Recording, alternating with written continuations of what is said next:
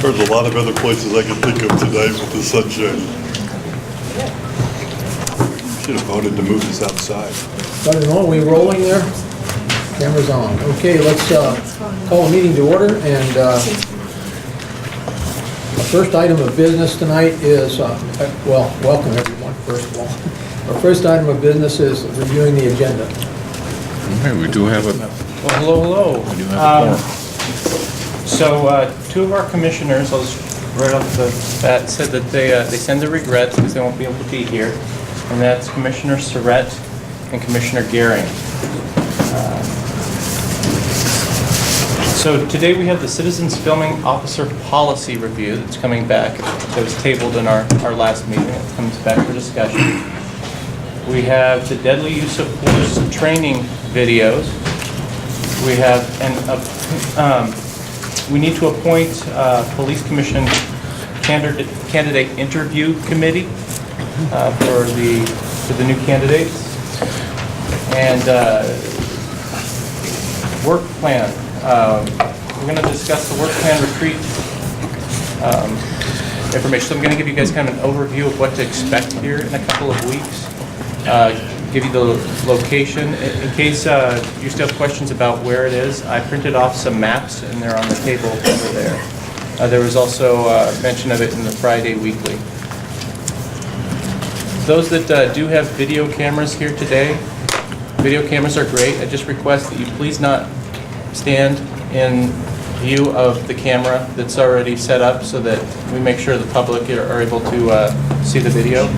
So thank you so much. And I'll hand it off to Bob. Thank you, and apologize for that.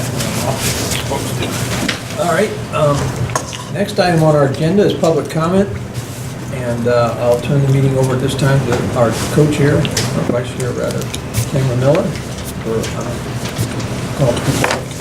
Thank you. So I have several people signed up to speak today. The first is Jack Dresser. You'll have 3 minutes. When you have, your time is 20 seconds remaining. I'll hold this up. When your time's up, I'll hold this up. You go ahead and have a seat at the table here. Jack, come on up.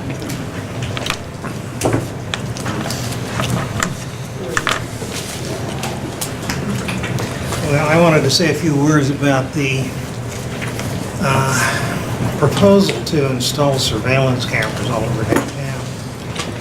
And like many people, I'm concerned with the increasing intrusion upon public privacy by the surveillance security state, as many of us call it.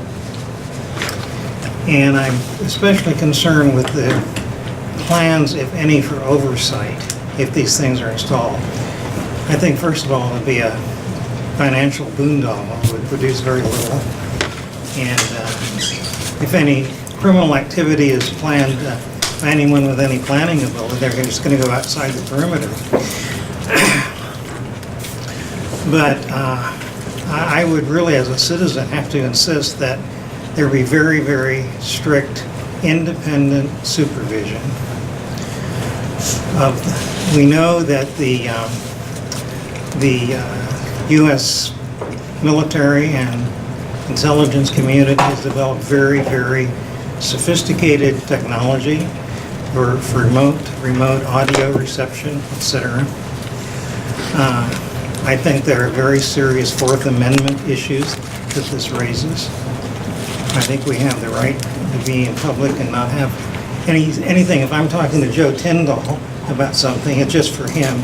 It's not for anyone else at this table. And so I'm very much, very, very concerned with this. I think it should be monitored not only by independent civilian monitors, but people who are actual opponents of surveillance.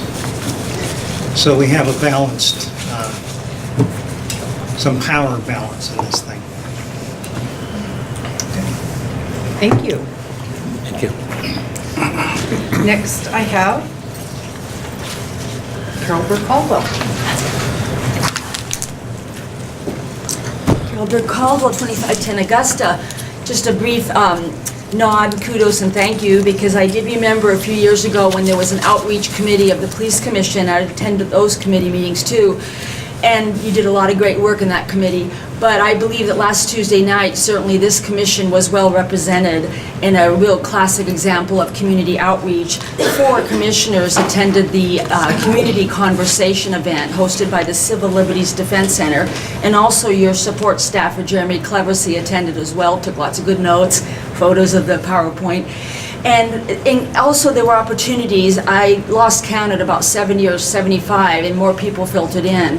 But I expected, since it was at the law school, it'd be a predominantly young folks students, when in fact there were many mainstream middle-aged older folks as well. So I think it was really a great cross-section of community that did have a chance to learn a bit more about the Police Commission, and specifically the 2 topics that were on their agenda there for the community conversation. So I just really wanted to express my appreciation that Commissioners Whalen, Lorkey, oh my gosh, my mind went blank now. The new one, Ms. Hecht, and the 4th one, I'm sorry, Joe. It was great, because really Joe shared quite a bit too, but Commissioner Whalen, there was a key important question that he was able to whip out his notebook or smartphone and correct the record, and that was really helpful. So I really believe that this commission was done quite well by this representation, but it was such a good discussion that night, and clearly many people care about both these topics. And I thank you so much for your unanimous vote that is forwarding the policy, ostensibly, we'll get there, on civilians recording police officers. So thank you so much. Thank you. Next, I have Majeska Cease Green.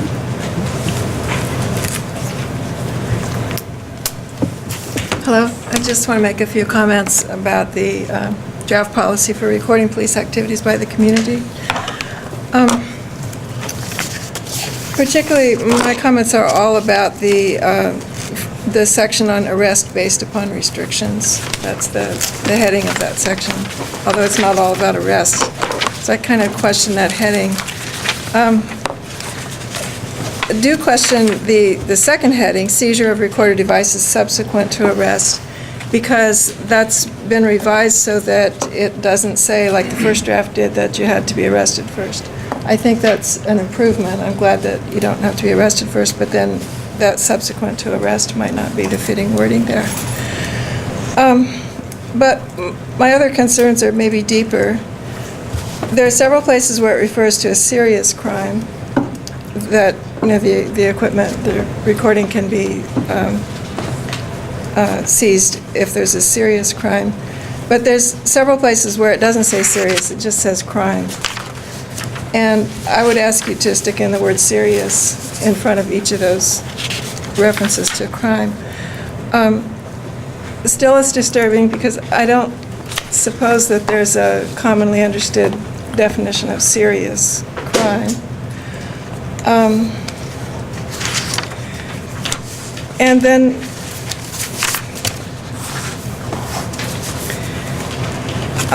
in the last section, point C, it says if the recording could be destroyed, tampered with, altered.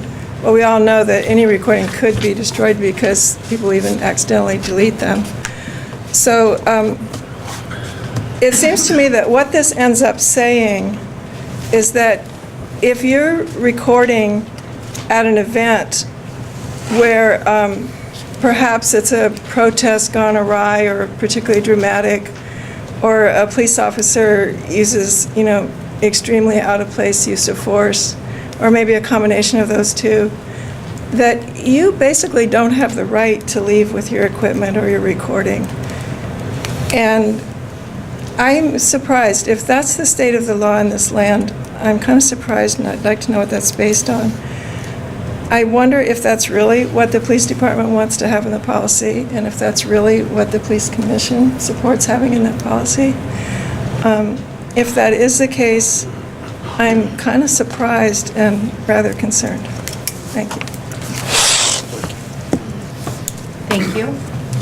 Next, I have John Helmer. Did I get your last name right, sir? Sir, did I get your last name right? Yes, that's right. Good, thank you. I'd like to talk about the use of the hollow point bullets by the police force and by the general public. It's not generally known, because it's never mentioned, that every policeman carries a gun is armed with hollow point bullets. The hollow point bullet hits your hand, it'll blow your hand off. It's no wonder that when a policeman shoots somebody, that the person's killed because it has a hollow point bullet that explodes inside of him. Well, it's legal also for citizens to carry guns armed with hollow point bullets. So you contemplate that large numbers of citizens wandering the streets downtown with guns armed with hollow point bullets, and police with hollow point bullets controlling difficult situations. This is madness, and it would be a lot better to have gun-free regions in the downtown in the city, which possession of a gun by individual citizens is not allowed, and the guns should be removed from the citizens by random search. That's the only way you'll stop developing a militarized population that's killing everybody.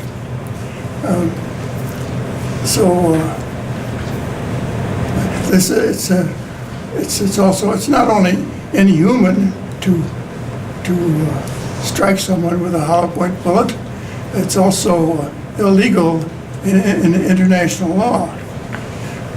So I would hope that there would be a movement to alleviate this situation. And I think the logic is to remove guns from the citizens in densely occupied areas. Thank you. Thank you. Next, I have Jana Brett. Is that right?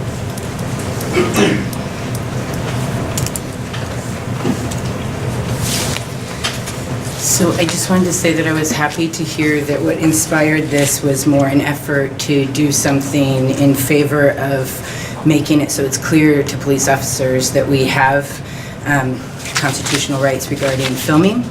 But I have to say, so I'm referring to the right to film and the restrictions of 415. And I guess the biggest thing for me is that I would really ask you guys to find somebody qualified to look over the constitutional protections that are in this bill, because if its intention is to respect that, I feel like there might not be necessarily somebody qualified creating this, the bill, the policy itself. And we have amazing people. We went to a talk yesterday, or day before yesterday, with Lauren Reagan, and she's well versed in civil liberties, and it would be really great if you guys would consider, talking to people like that and making sure that this is in fact doing what you wish it to do, because I have concerns when we start to make policies that affect constitutional rights, and we're kind of lay people, like you commented about filming and that you shouldn't have to get close, but the truth is, as a videographer, without audio, nobody would know that Eric Garner was saying, "I can't breathe," and video that isn't close enough to get that, will not create the evidence that we need to protect our human rights. So I hope that you seek out people that are qualified to make sure that this bill is, or this policy is doing that. And I am concerned with some of the vague things that seem like it kind of just leaves things the way they are regarding, how close can you really be? It's just kind of up to the police officer's discretion. It seems like maybe somebody qualified could say, this distance and that distance according to what kind of crime might be appropriate. And then there would be more rules in place that kind of guide somebody in making a reasonable decision, because reasonable decisions are different for whoever is making them, So I would like something in the wording that seems like it's protecting me more, justification to a reasonable request to have me move farther away. I've heard several incidents recently where somebody's a certain distance, they go farther, still not enough for a police officer, So some issues with the vagueness of the policy seems like it would be really good to approach. As far as cameras filming downtown, I really don't want to live in a police state. I feel really apprehensive about the idea of, oh, if I go downtown, I'm just going to be being filmed randomly, and who's using this information? And it's my opinion that the Germans, when they made policies, did not think they were going to aid Hitler, but unfortunately, that is what happens to policies. So please make sure yours don't create that kind of energy. Thank you. Unless there's somebody else in the audience that wishes to speak, that concludes our public forum. I'll turn the time back over to Bob. Thank you. You asked if there's something else to say or something, just a sentence, if I may. Sure, do you want to come on up? You don't have to sit down if you don't want to. Thank you. I feel, as far as video, I don't like being filmed, I don't like being on video, and I kind of feel violated when other people are filming me.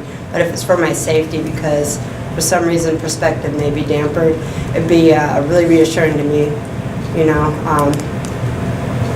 especially when you feel like it may be a vulnerability due to your, you know, your sexual orientation, your, you know, gender, I guess you'd say, or your color. And I grew up in Roseburg, so it was really rough, so I understand that, and having that here in Oregon, I think would give a good backbone for people to feel safe in a place where it's beautiful, and we should be able to feel like, you know, everybody can help each other and look out. So, thank you. Thank you. I'll turn the time over to Bob.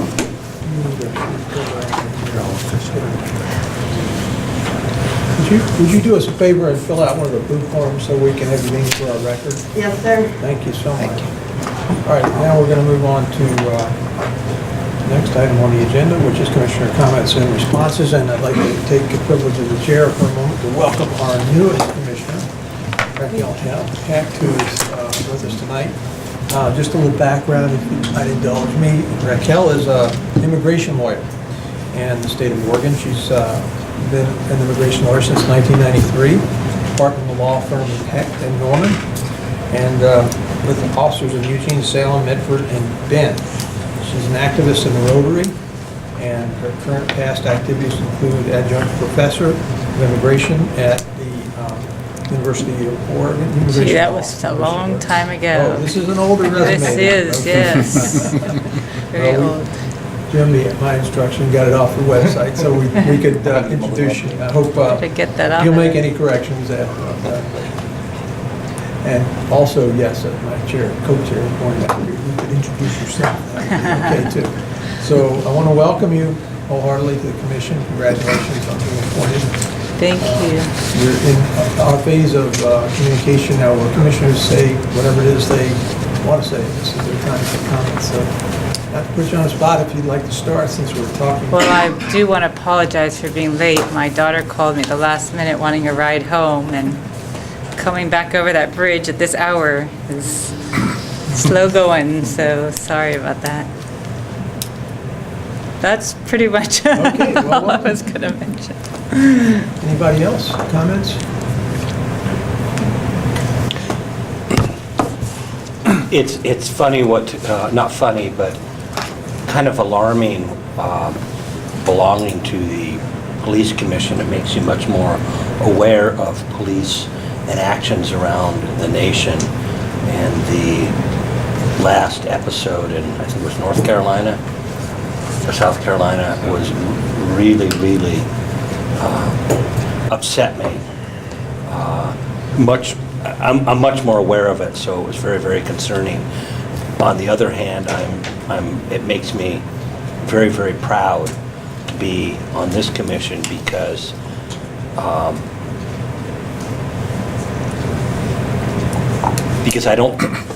don't think that would happen here. And with that being said, it was very, very sad of the last veteran that the Eugene Police Department had a confrontation with. It's heart-wrenching to hear, you know, that story and this story. So anyway, it makes me much more aware of what goes on with police departments around the world or around the nation. So I guess thank you for the awareness, and thank you for letting me be part of this organization that hopefully to be able to make a very small amount of difference. Thank you. Bill? I just want to say good evening, everyone. Welcome, Raquel, to you. And thank you, everyone, for your comments. I always really appreciate that. And kind of to go what George said, I'm feeling a little proud of being on this commission lately for the work we've done. And I went to the webinar that the Human Rights Commission had on Monday on race and community and policing. And the 3 police departments that were represented on the panel all were under Justice Department orders to do their racial profiling and other community programs. And it was nice to sit there and know that we aren't under any of those orders, but we're still doing all that same work and trying to get, and from the chief wanting to make sure that he has one of the finest police departments. So I think that was really great. Thank you, Bill. Well, I guess we're going around the table this way, okay? Any way you like, Bill. All right, so hey, I appreciate it again. Thanks for everyone for coming out. Your comments and stuff are very valuable. Stuff is always good to get input from the public. Let's see, I had a couple of things that March 15th, I attended the viewing of police use of deadly force here, along with Commissioner Lorkey and also the chair, Bob Walker, and it was a very eye-opening and engaging experience. I encourage all of the police commissioners to attend that training and stuff, and you'll walk away, I guarantee you, with a different perspective of some of the situations that our men and women in uniform encounter. Many times we look at the results, but we don't look at all the things that leads up to them. However, cameras are important, and we've seen that time and time again. While the majority, as a former police officer, the majority police officers that I've known and come in contact with are very professional. Many have never even drawn a weapon throughout their entire career. There are a few, the same way it is with politics, same way it is with medical, the same way it is with dental. There is a element that's out to do harm no matter what profession if they're in. So it's just that police have a tendency to draw more attention to them. So I encourage us as we move forward to consider all aspects and not draw any single conclusions. When it is obvious, then we should own up to it and say that it is what it is. Such as the case that you're talking about, or yet you had mentioned. On March the 30th, I provided testimony before our legislators on House Bill 2002. 2002 deals with profiling that they're trying to move through. As in my position as chair of an advocacy commission, I had the luxury and the privilege to talk about my experience here with EPD and the profiling policy that we have worked on here, which is a model of what they're doing.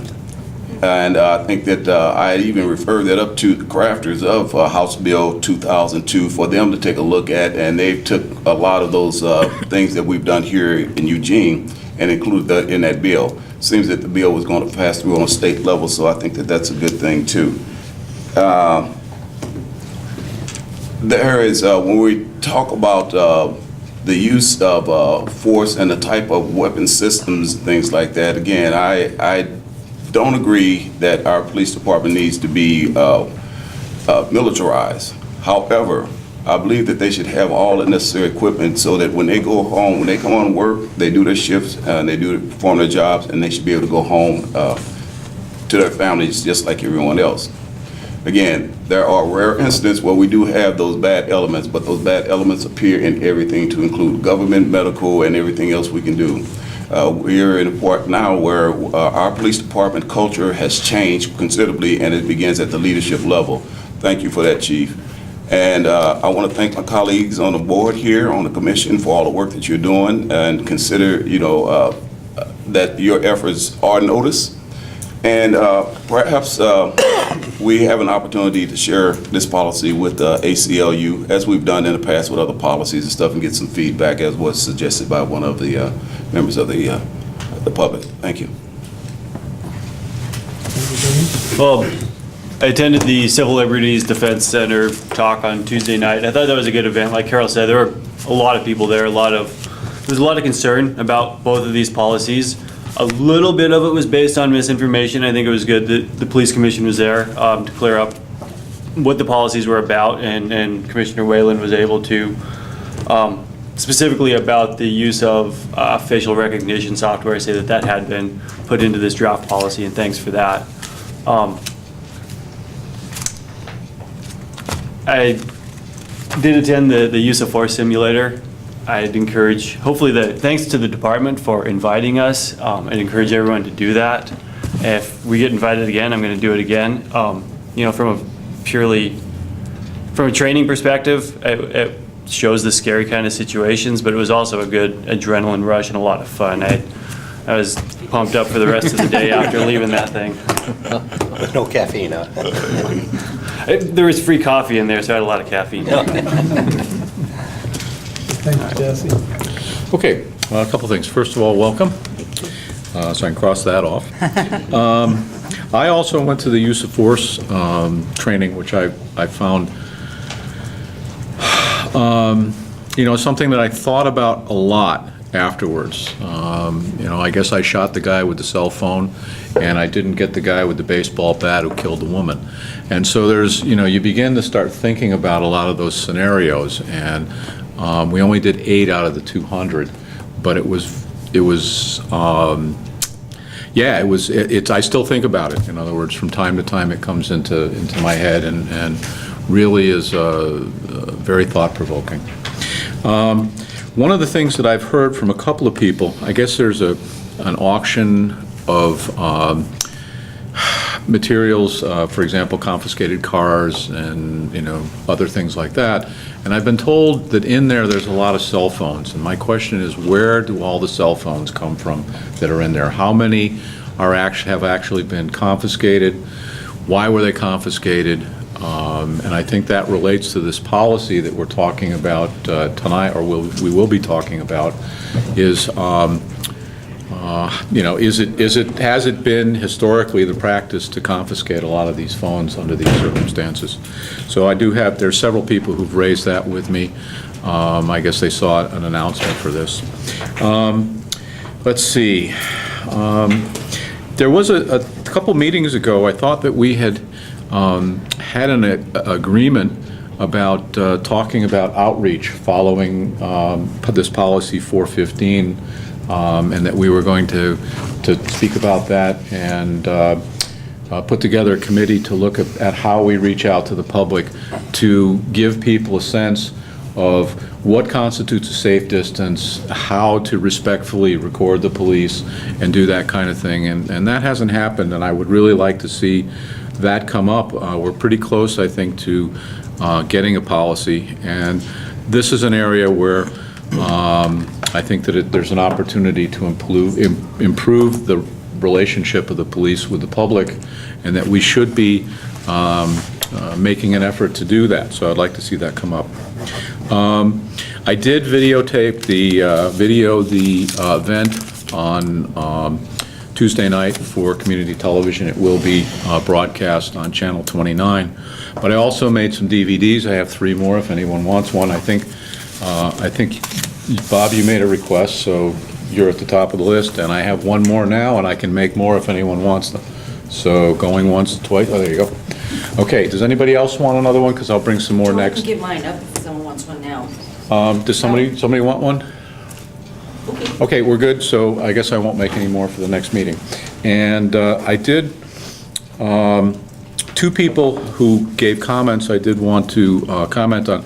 I don't want to lose the idea that Jack introduced, Jack Dresser, about opponents of surveillance somehow being brought into the process of reviewing this whole pilot project and looking at that. I think that that's, usually these kinds of things tend to be folks who are more interested in seeing it go forward rather than those who are, you know, committed against it.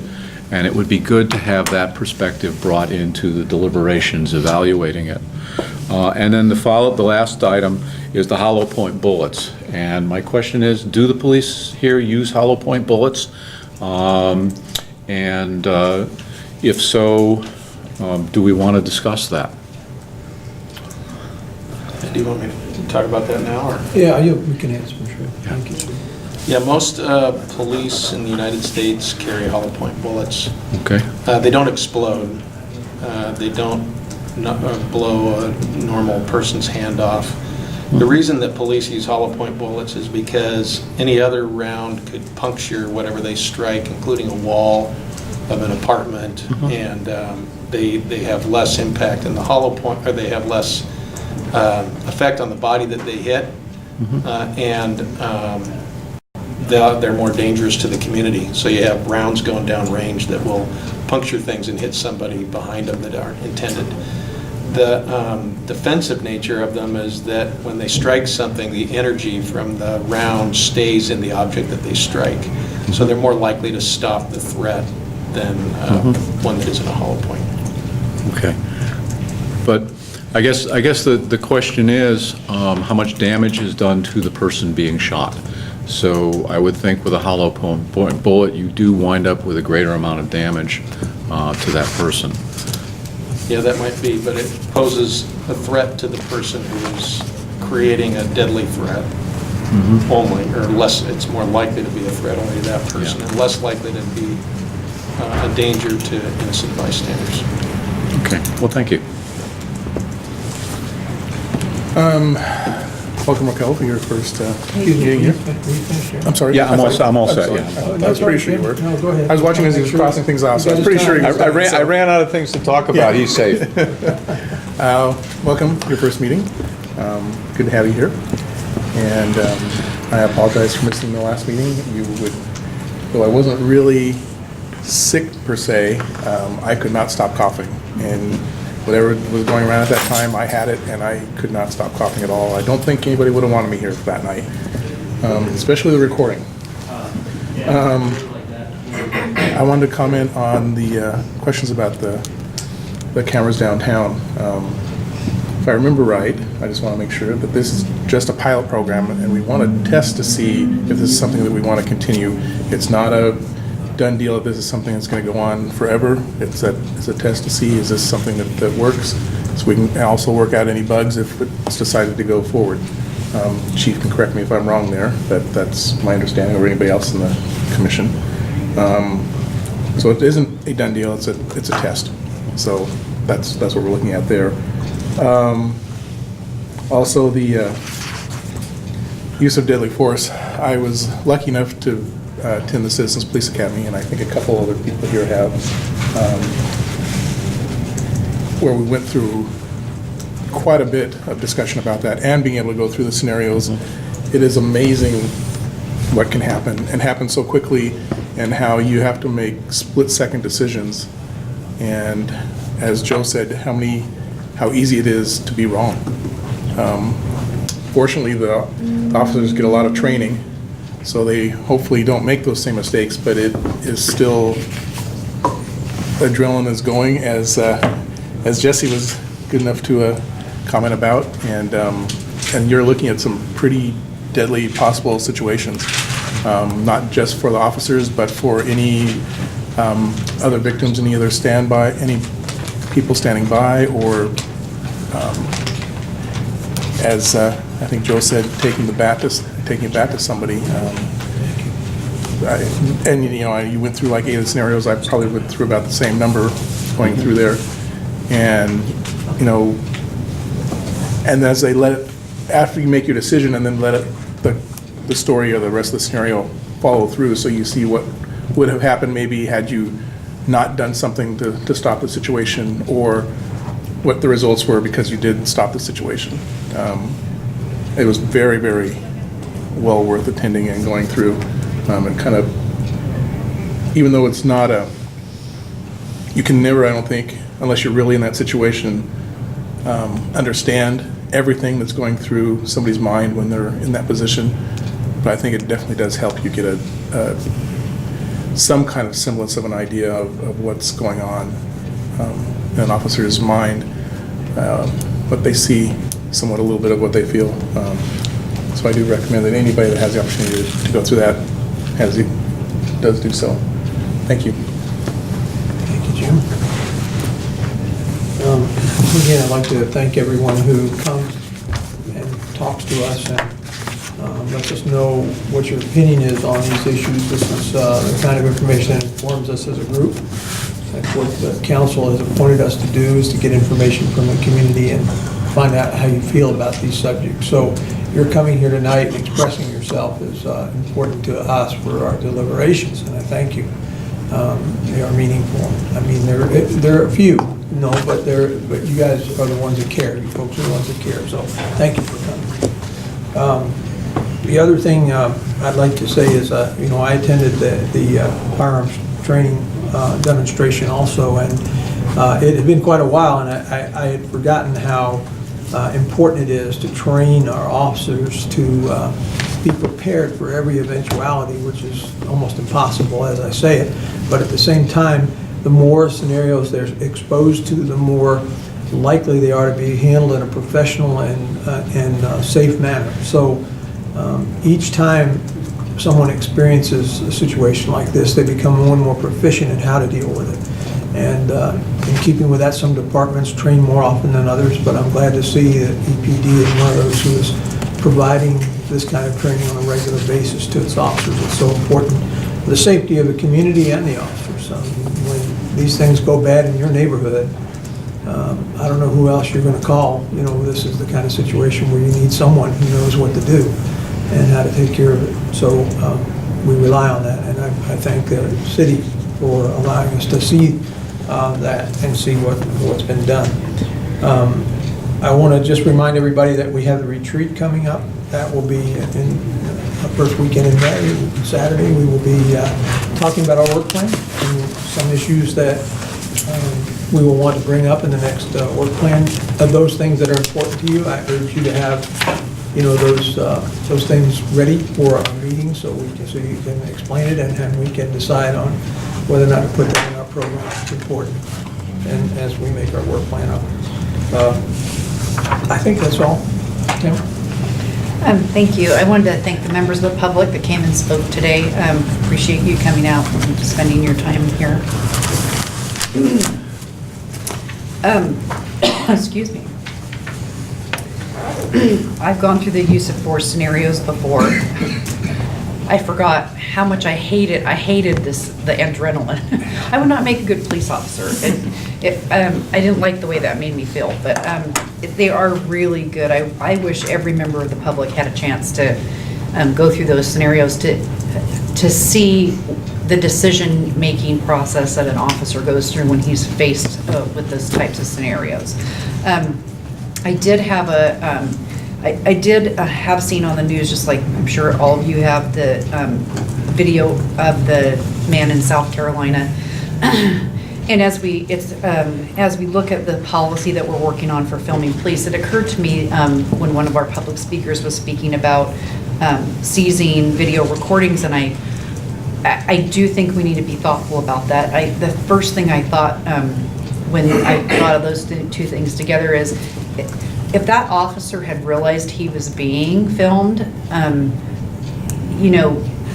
I wonder if he would have tried to seize the recording and destroy it before it got out to the public. It's obvious that he didn't realize he was being recorded, especially since it took several days for that video to surface. So I do think we need to be thoughtful about that, but allow the police the means to do their job at the same time. As with everything else, that's a balancing act. I do find it a bit ironic that we're working on these policies at the same time. We're in the one policy, we're saying the public has the right to record and we should try to give them every opportunity to do that. On the other hand, the police want to have cameras downtown so that the public safety is enhanced by the fact that when there's a crime, they can look back at the video and see what the specifics were of that crime if there happened to be a camera on it. On the one hand, we're saying it's okay for citizens to film on the street, but on the other hand, we're saying it's not okay for police to record on the street. I just find that dichotomy a bit ironic, that we're working on both those policies at the same time.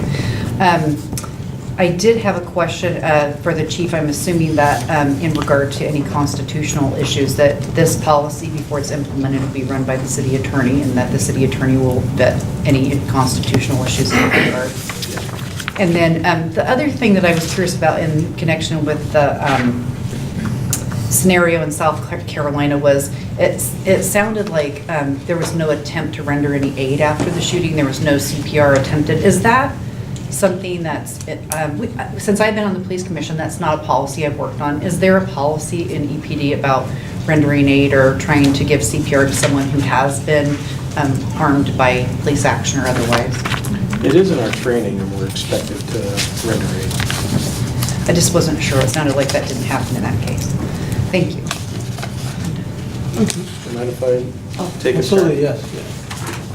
I would really like to thank you all for being here to speak. It's really helpful for me. The Police Commission recommends policy, but I publish the policy for the police department, and to know what's on your mind is very informative, and I appreciate it. The CCTV policy is a good one to talk about with the community, because it's potentially something that could reduce a great deal of harm, but at the same time it creates considerable fear that you've talked about. So achieving a place where the fear is addressed and the harm is reduced, if it does effectively do that, would be a good place to go. And so that's been our effort with the Police Commission. So we've done our best to achieve that, and it could be that there's more that we can do. And then the pilot project for the CCTV, if we're able to do it, we'll have a conclusion date and a report to the Police Commission. So the Police Commission will have an opportunity to tell us what they think of the experience that we had with it.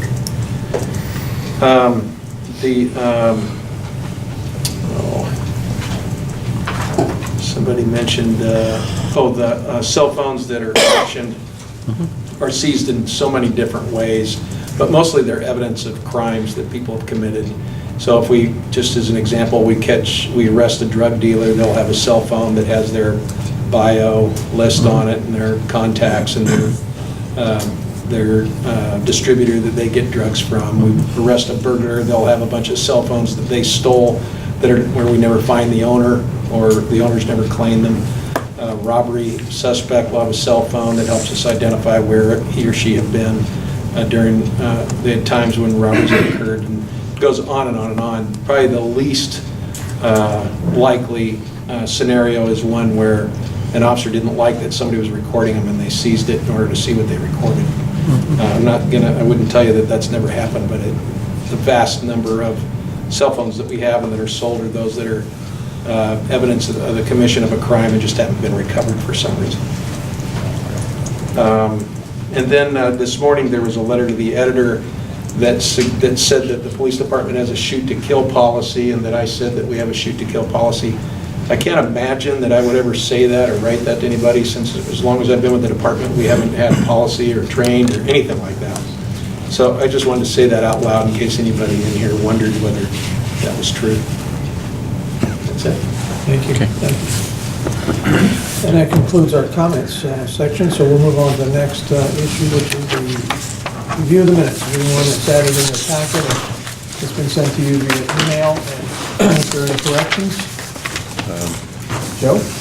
Yeah, okay, on the first page of it, towards the bottom, the word citations should probably be situations. Although citations is kind of an interesting thing, because if you're arresting people or ticketing them for filming the officers, that also applies too. But I think the word the original word that I would have intended would have been situations. Can you make that correction? Okay. Any other questions? Hearing none, I'll take a motion to approve the minutes. So moved. By Joe, second. By George. Motion approved and second. All those in favor say aye. Aye. All opposed? The minutes are approved. Thank you very much for doing that. And next is Sidney and Spelling Police Officers Policy Review. So Matt, can you be available here for us for questions? It appears that the changes were outlined in a memo by Sergeant Mullen, and we have the actual changes made in the draft policy in your packet. If there's any questions, or further requests for changes, please bring them up now. I'll start a queue and we can go around the table.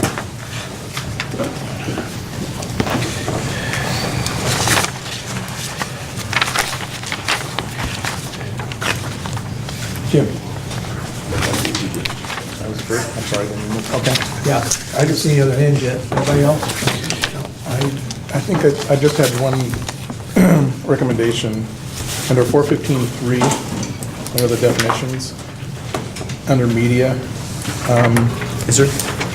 I recommended kind of expanding it kind of like we did under recording to say, instead of or digital means, maybe do digital or any other means, so that if anything else comes out, you don't have to change this policy if there's another means of recording something.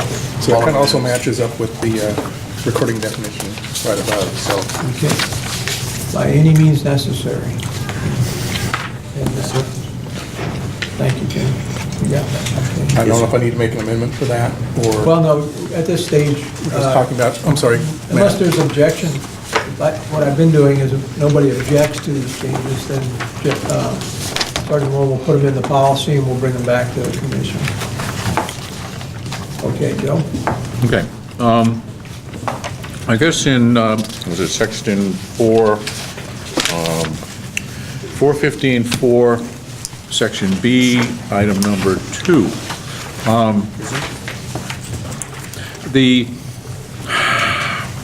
It says intentional and persistent attempts to tamper with a witness who is being engaged. I mean, let's say that someone, for example, you might take the word protest is a rally, a public event, where someone is, there are, for example, peacekeepers around or something like that. And so would that apply, for example, to someone saying, don't answer the question, you have a Fifth Amendment right to not answer the question? I mean, would that be considered interfering with or tampering with a witness? I think, well, if it was repeated, yeah, after I was asking you not to interfere with the investigation. You know, Okay, can you give me, for instance, of a scenario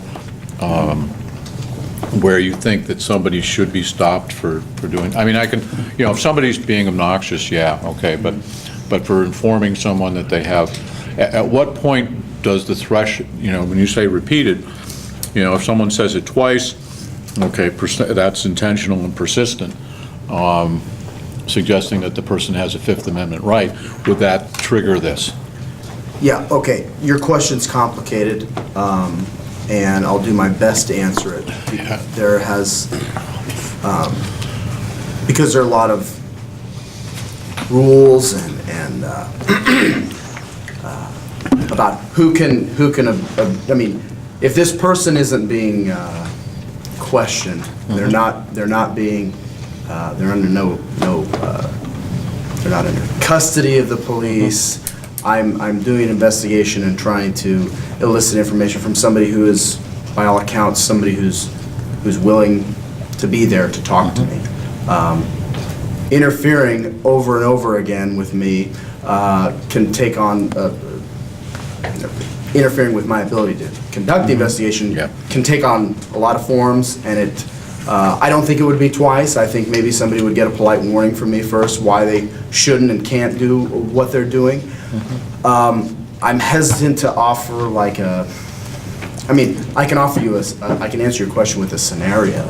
If I'm talking to Mr. Manning about an event that he just saw, he's a witness, he's not a suspect in the crime that I'm investigating. I'm just talking to him because he wants to provide me a statement, and somebody's continuing. Mr. Whalen is over here saying, don't talk to that scummy Officer Lowen, nobody likes him, and over and over and over again, and Mr. Manning and I have to go through some kind of undue, we've got to stop, or we've got to move, or we've got to relocate in order to get away from the banter. After I've asked him, a couple times to stop, I would say that's kind of that's going into that realm of where somebody could be interfering with it. with an investigation. So my question is, if we're talking about a policy in which the public is essentially allowed to videotape an officer, I think there are other areas that would cover this kind of thing in terms of other policies. So it's maybe not useful to have this here, or the language is a little bit vague. Just bringing that up as a thought. Could I Yes, help with that a little sure. bit? I think, the scenario I can imagine is one where an officer is trying to interview a witness following an incident, and someone stands beside them with video running and the audio. Yeah. And the witness is going to be pretty uncomfortable talking confidentially with the officer about, and there's no place to go because you're in a public place. Yeah. Get in the car and drive to the station, I suppose, but that's pretty inconvenient.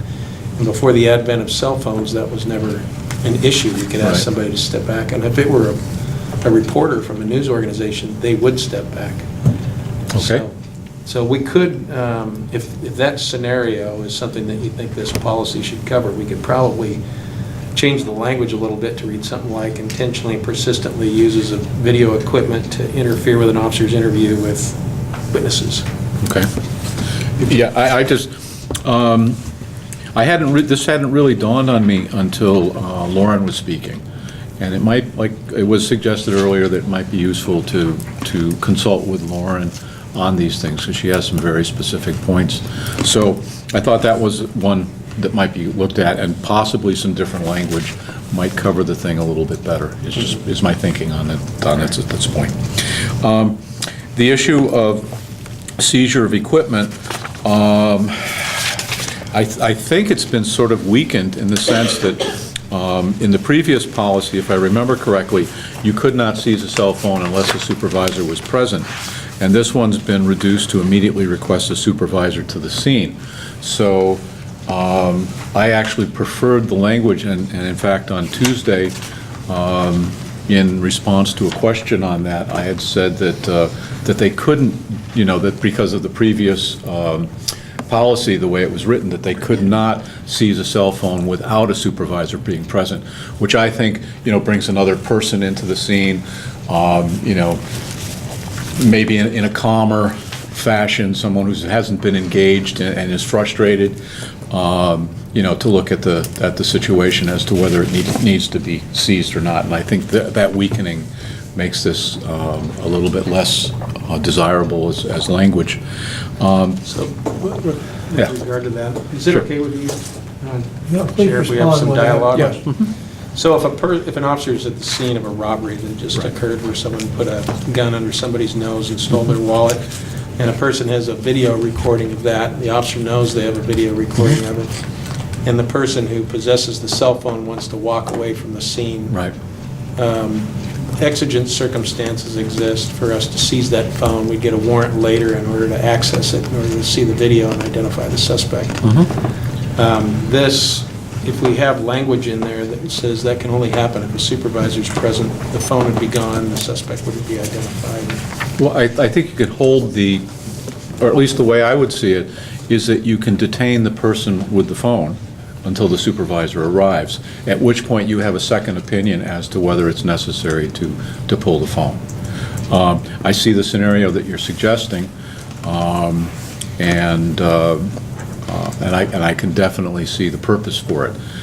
But I think to have a supervisor come to the scene, in other words, call for backup or whatever, have a supervisor present before the cell phone or the phone is seized, I think is a little bit stronger protection. And do you think that would be an undue burden on police operations to bring it to that level? I don't know, we could try it and see. It would be unlike any other scenario where we seize evidence under exigent circumstances, though.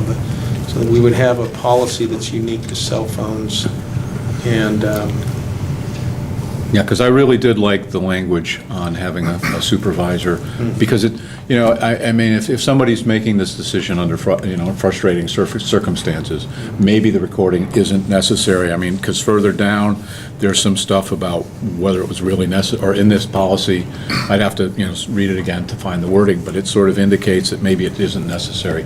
In other words, is this necessary? And I think before a seizure is made, you probably want to get a second opinion.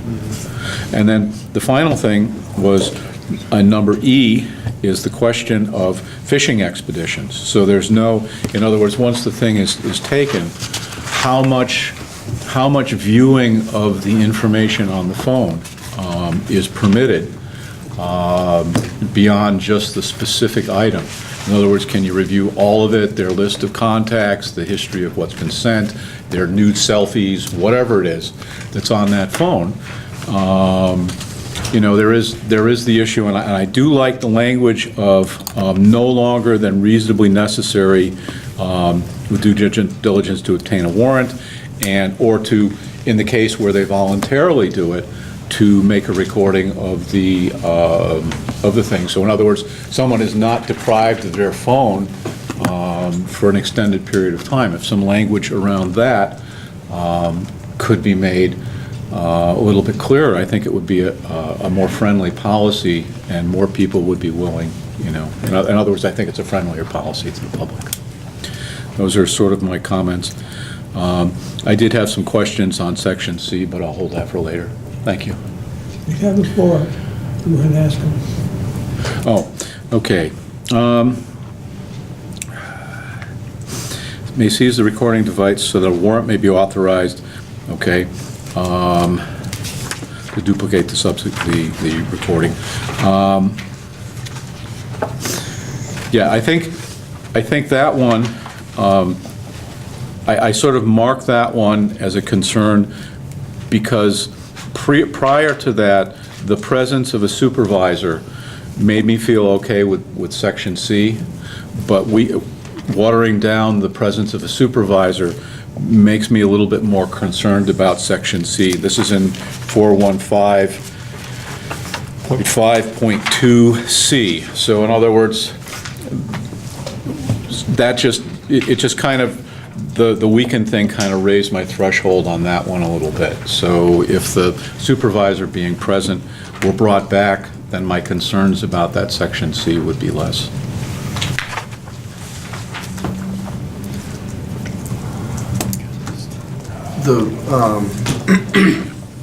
I don't even recall how the last version was worded or where the supervisor was injected up in the paragraph that you're talking about. But does the reading all those and then reading which I don't have in front of me. Or no, I do have it here. But does the 415 sub 5 sub 3 with basically saying that any supervisor is going to come to a scene, going to be summoned to come and evaluate everything, just reading that at the end, does that help pacify that concern or Yeah.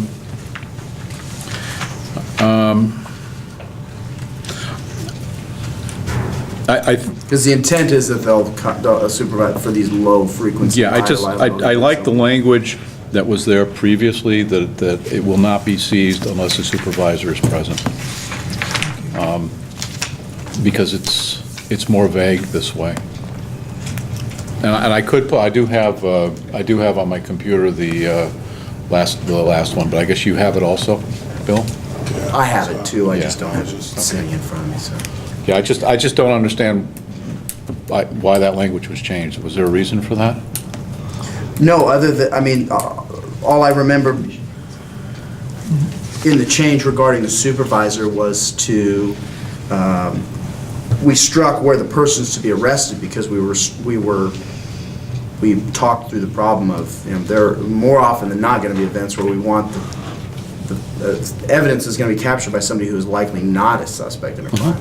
Yeah. So we reworded that, and I tried to, based on your conversation last week, capture that and just distill it down to a sentence, that if there is going to be a seizure of a recording device, that a sergeant needs to be there and evaluate the facts and circumstances and advise if we do or don't need to continue with the seizure of the phone.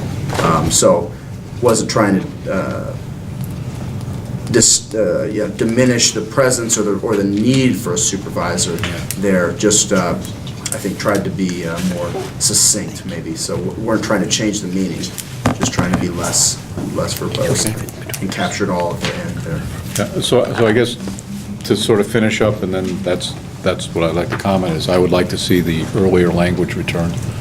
Thank you. Okay, I have a cue started myself, Tamara, James, Bill, and Jesse, but Bill had a question with the indulgence of the commissioners. Bill needed to ask a question of Joe. Yeah, I just wanted, from my own knowledge, just to clarify your concern about the supervisor. Is it that if the officer seizes the video before the supervisor gets there, or the camera, or the phone, whatever it is, what is the concern, that the supervisor can't just give it back when he gets there, or is it that something has been stopped? I guess that's what I'm just trying to understand. That as I see it worded right now,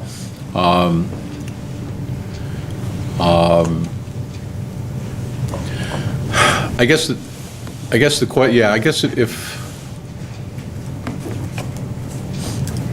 I think it's crossing that boundary of taking something from someone, that the officer can say, I'm taking this phone, okay, as opposed to the officer saying, you have to stay here until the supervisor arrives. In other words, that the phone is simply not taken out of the person's hand until the supervisor says it's okay to take the phone. Because now the officer says, I want to, they're videotaping, and the officer says, I want to take your phone, so suddenly they're stopping videotaping because the phone is now in the officer's hand. So the question is, at what point does the phone leave the person's hand? And I don't want to see the phone pulled out of a person's hand until the supervisor is present and says, yes, this is a justifiable circumstance to take the phone out of their hand. Thank you for clarifying that. That's where I was confused on what you were trying to get done. Thank you. Okay. Thank you, Bob. Chief, want to respond to that? No, I'll do the cue. Okay. And myself and Tamara and James and Bill and Jesse and George, by the time we come back to you, might have some more questions. So to respond to some of what Joe said, the first thing I thought of is when I thought about a supervisor having to be present before the police can seize the device. I'm concerned if we've got a bad situation on a Friday or Saturday night where the place is jumping and you've got sergeants tied up on serious crimes, robberies, burglaries, injured people, whatever, it may be quite a while before he's able to respond to an issue so minor as this. Everything is prioritized in this. When the calls go out from communications, they end up being priority 1, 2, 3, 4, and so forth down the line. This would rank pretty low on the line of response. So my thought and my question would be, first of all, the answer to the question of whether or not a person has the phone taken first and then a supervisor called, or whether he has to stand there and wait for a supervisor to call, that obviates that problem, because you don't have any possibility of a person waiting around until a supervisor comes from after he's tied up with multiple injuries and other accidents and so forth. So you're just going to have somebody that's going to want to leave. They're not going to stick around. What dictates whether that phone is taken is the policy. And that's why in these previous sections it's spelled out. And that gets to my next point, which is there is some necessary vagueness in the policy, just as we talked about the distance between how far is okay to be with the camera and how close, and we never put a number on it because it's too difficult to say. At the same time, when you address these policies, like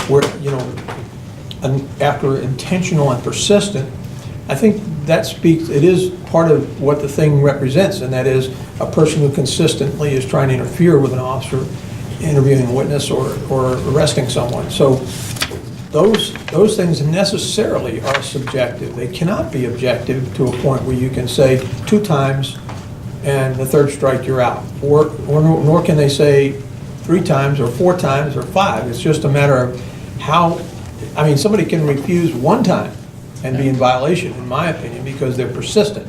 It doesn't mean the number of times you're interrupted. It can mean you're continually interrupting and won't stop interrupting. So there has to be a point where the officer has to stop what he's doing to keep the peace. So I think in keeping with those 2 issues, which I think has been talked about a lot in here, I would like to see that last section revised. First sentence, a supervisor will be summoned and respond to any scene where recording device is seized. To allow the officer, to change that to allow, or the officer can make a telephonic or radio request of a supervisor by explaining the circumstances. Now, if the officer is able to write a report and explain why he's taking, I think he can use that same language to explain to the supervisor why he needs to, and then get permission from him over the phone. So this takes away the need for the sergeant to respond. It's much faster. It does provide for super level permission, second level permission to do it. Okay. But it also provides the officer with the ability to do it quickly and not have to wait until a sergeant can get to the scene. That would be my suggestion. I don't know if, got that in? Okay. Noted. Yes, sir. I've addressed everything else, and thank you for bringing that up. That one last section, I do agree, 4.5.3 does at least require oversight, and that's what we're supposed to be about, is providing oversight. Supervisors do that. They make sure the officer's complying, so I thank you for that. Tamara, and then James and Bill. Thank you. So, in regard to someone interfering with a police officer, it makes little difference to me under this policy whether there's a recording device involved in the interference or not. Interfering is interfering, no matter what device is being used or what the scenario is, in my opinion. If a person's interfering with a police officer trying to do his job, his or her job, then I don't think it should matter whether there's a recording device or not. So I'm loath to add some additional processes or steps for officers to take in regard to people recording, interfering with officers that aren't present in other policies or other training regarding bystanders interfering with police operations and investigations. The other thing is, in regard to supervisors being summoned to the scene, in section 415.5.2 A,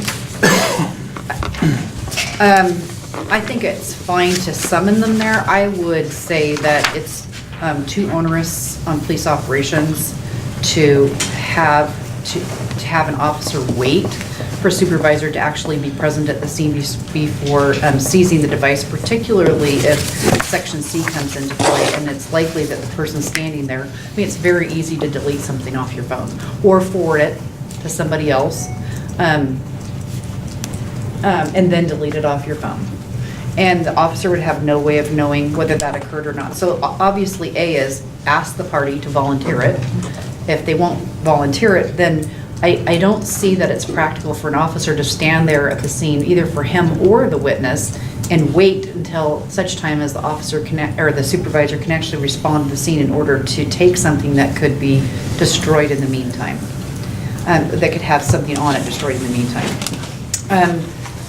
So those are my thoughts on that. And then the other thing is, in regard to the example that was offered about robbery, and whether that recording can be viewed, I think that would fall under D, which is exigent circumstances. If somebody's running around the streets with a gun, pointing it at people, I don't think you want to sit around and wait for the supervisor to respond to the scene or to get a warrant to look at the device to identify that person. I mean, that person's dangerous. They're out on the street with a gun that's possibly loaded. and who knows what they're going to do next. So I think that scenario fits under E for exigent circumstances. So those are my thoughts. And the other thing is, I did want to respond also about one of the comments that was made in public comment in regard to this policy, which is that, well, we have to be able to get close enough to record audio. I wholeheartedly disagree with that, and all you have to do is watch the recording of the incident in South Carolina. That person was so far away that the officer apparently did not even realize the person was there or recording that event. And you could perfectly hear the audio and perfectly see the video as it's been played on the news. There's no problem with hearing the audio on that. I disagree that you have to be so close that you're interfering and putting yourself, the officer, or the subject at greater harm by interfering and being so close that you're interfering in the scene. Thanks. Okay. James, you're next, and then Bill, and then Jesse. Thank you, Mr. Chair. I just want to just take a few moments just to add some perspectives regarding this policy. The conversation that we're having I've seen it happen, tend to strike a lot of worry and fear in the general public. When this policy does not apply to the general public, this policy is about dealing with someone engaged in a criminal activity. That's what it's centered around. It's not saying that police officers are going to arbitrarily walk down the street and confiscate people's phones because they assume or say that I think that you may have captured some images that I may need to review and things like that.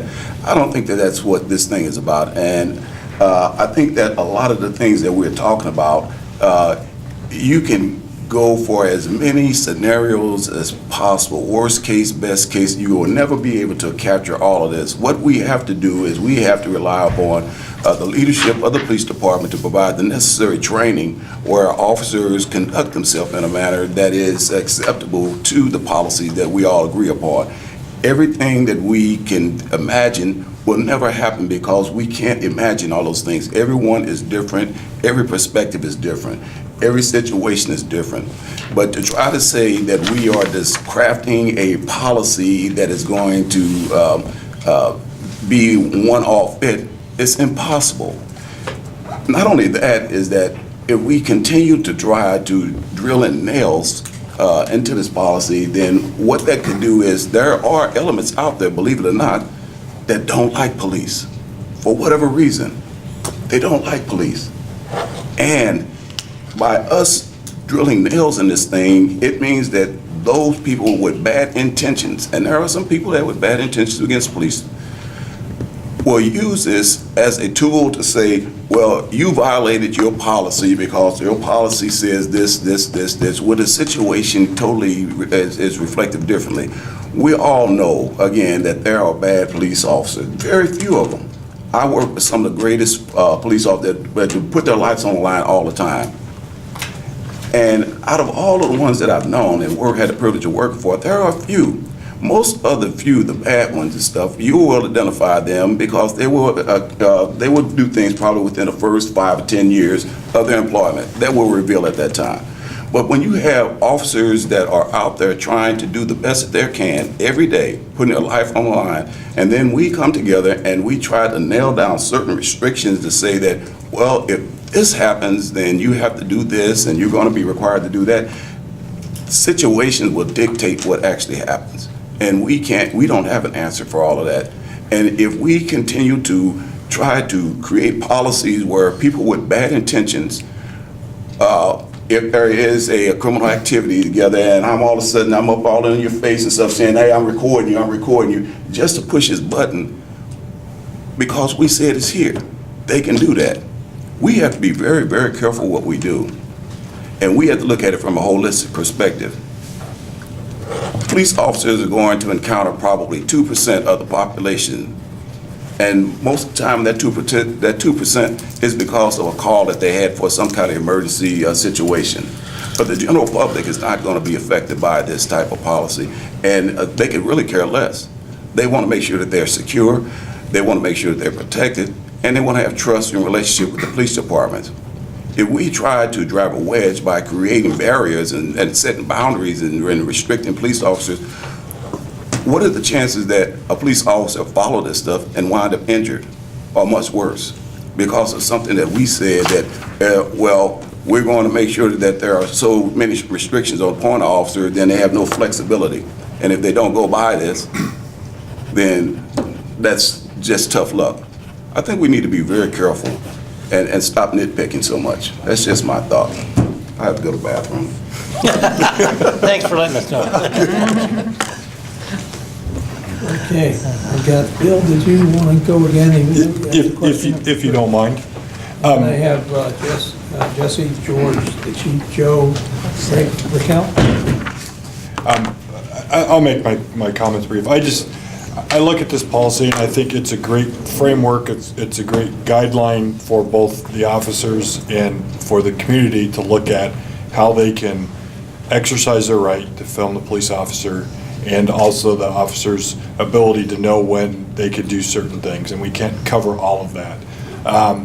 And I'm going to steal your line if I say it right. It's low frequency, high risk incidents like this. Sure. Was that close to what you were I saying? think that's what I said. Yeah, low frequency, high liability. Yes, that's how I it. describe those things. And I think that's why we have the supervisor piece in here, and I think is an important piece, however that's done within the department, that a supervisor is contacted. And I think that's the important piece, and I like the way it's structured in here now, that, that it is, because I think you're right, that it's a high liability if you have somebody does this without a supervisor knowing about it. Thank you, Bill. Jesse? I largely agree with Commissioner Manning. We rely on having reasonable officers, a reasonable command staff to interpret these policies, and without that, they don't matter. It doesn't matter anyway. Any abuse, we're not going to be able to stop it, and we sure can't stop it by creating multiple steps that have to be followed in new situations. There's a lot to remember and do as it is. And Commissioner Manning's right. I, as a defense attorney, if an officer doesn't follow the policy, I'm going to try to use that against him or her. We can't, worst case scenario is the robbery suspect and a person who wants to take off with the evidence that they caught of it. That's on one side. Worst case on the other side is an abusive officer who just wants to take cell phone for no good reason. And we're not going to be able to hedge against both of those. We just got to count on the reasonableness in the middle. That said, I got to agree with what Majeska said, that maybe having serious crime throughout 415.5 can help ameliorate it. What serious is just depends on the reasonableness of everybody involved, and we'll review it later. I heard that a couple of times last weekend, or excuse me, last month, and then again this month. I think the intent is remember that the policy is the guide for the officers, and really that term serious is in here to remind officers and sergeants who are reading this that we don't want to seize we don't need to necessarily seize the camera of the person who just shoves it in my face and gets in my way and continues their interference and ends up going to jail. That, that term is not in there to confuse people about its ambiguity or make people wonder, well, what do you mean by serious? Because one man's serious is another man's no big deal, right? So if there are suggestions on how we can capture the intent of, we just want to give caution, not caution, but guidance to officers and sergeants who are reading this to know that it's not necessary that we seize every phone that happens to be recording an event that is arrestable or criminal. That's really the perspective we're coming from. So if the commission can offer us some language that would help convey that same meaning, but maybe take away some of the, I hear people's concerns about it, and I think it has to do with the ambiguity, like what I think is serious, someone else might not, and that we'll use that to, in the end say, well, we've defined it as serious, and though you haven't, so we're good. So we can always come out as a victor in that, but that's not the intent. So if there's language that we can throw in there that does that, we'll incorporate that. One more thing if I can. As far as the different levels of restraint on liberty, and I see seizing a cell phone as less than detaining a person. And I'm not sure the Constitution is going to allow detention of a person who didn't commit a crime but did collect evidence of a crime. Good point. Thank you, George. Joe, I hear your concern, and it's a good concern. The chances of that happening, I think, are very slim. I also think if it does happen by a dirty officer, I think that we've got the Citizens Review Board to review that. We have a backstop for it. But saying that I'm going to use this extreme, 2% of officers are bad, so you restrict 98% of them to have a supervisor come in there. I'm sorry, I just look at the odds. The odds of it happening are very slim. It's a waste of man hours.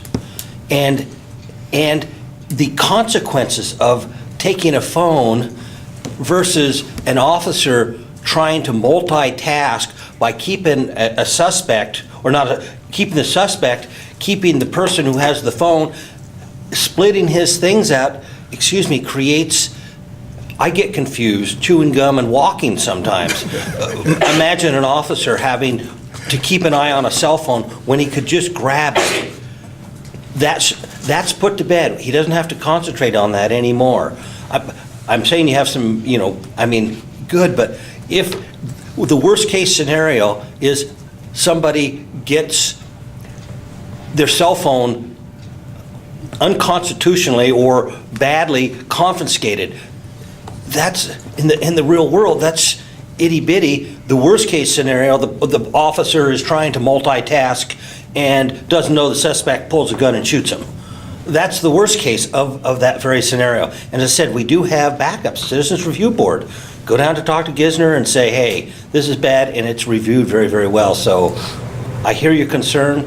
It's a true concern, but I think I think it would be such an extreme. Thank you. Okay, I have the chief, I have Raquel, Jim, and then on the second go-around, Joe. Well, it occurs to me, listening to the conversation, that I'm reminded that the motive behind this has to do a lot of fear. There's fear that police are engaged in abuse. People want to be able to videotape police officers doing the work that they do, particularly when it involves force. There's fear of the police, that people are trying so hard to videotape, they're creating this interference and danger to the police, and so we're divided attention, and the officer's in some trouble. And there's fear that the officers will be offended by being videotaped, and they'll try and snap somebody's phone away from them when all that phone is evidence of the officer being abusive or just doing their job. And so I think the policy, from the purpose and scope all the way through to this 415.5.2, is right in alignment with what motivated the commission to look at this. And then when it comes to seizures, we've got this policy that now includes the seizure of all cell phones, when really my suggestion is that the commission think about how to compose this seizure of recording devices, how to compose that so that it is only about the seizure of those circumstances that we're worried about. Mm-hmm. Police being videotaped while engaged in use of force incidents, that kind of thing. So, but the way it reads now, it involves all seizures of cell phones, which is what has me concerned. We give our police officers the authority to seize guns, to seize cash, to seize people's cars, to seize people's houses, to seize their children, but they can't seize a cell phone without the permission of a supervisor on scene. It would be really cumbersome. And I don't think that's what was intended. I think the intent is for this very narrow purpose. So we can probably craft this language so that it remains within that purpose. And then the other fear, the last fear, I think, is that there won't be this cooling off period for the officer to take a breath and say, do I really need to seize the phone from this person who's annoying me? And that's the point of having the sergeant there. So I just wanted to share those thoughts. I'm not giving direction, just perspective. Raquel? I just had a couple comments. Jesse made the main one, which was my concern that it would be a bigger burden on an individual to be detained until a supervisor arrived. And so that would be a big concern to me, that have to detain a witness in order to seize their phone. That witness might not want, I feel like if it were me, I'd rather give them the phone and then have to sit there, most likely. So that brings up other questions, such as, it says here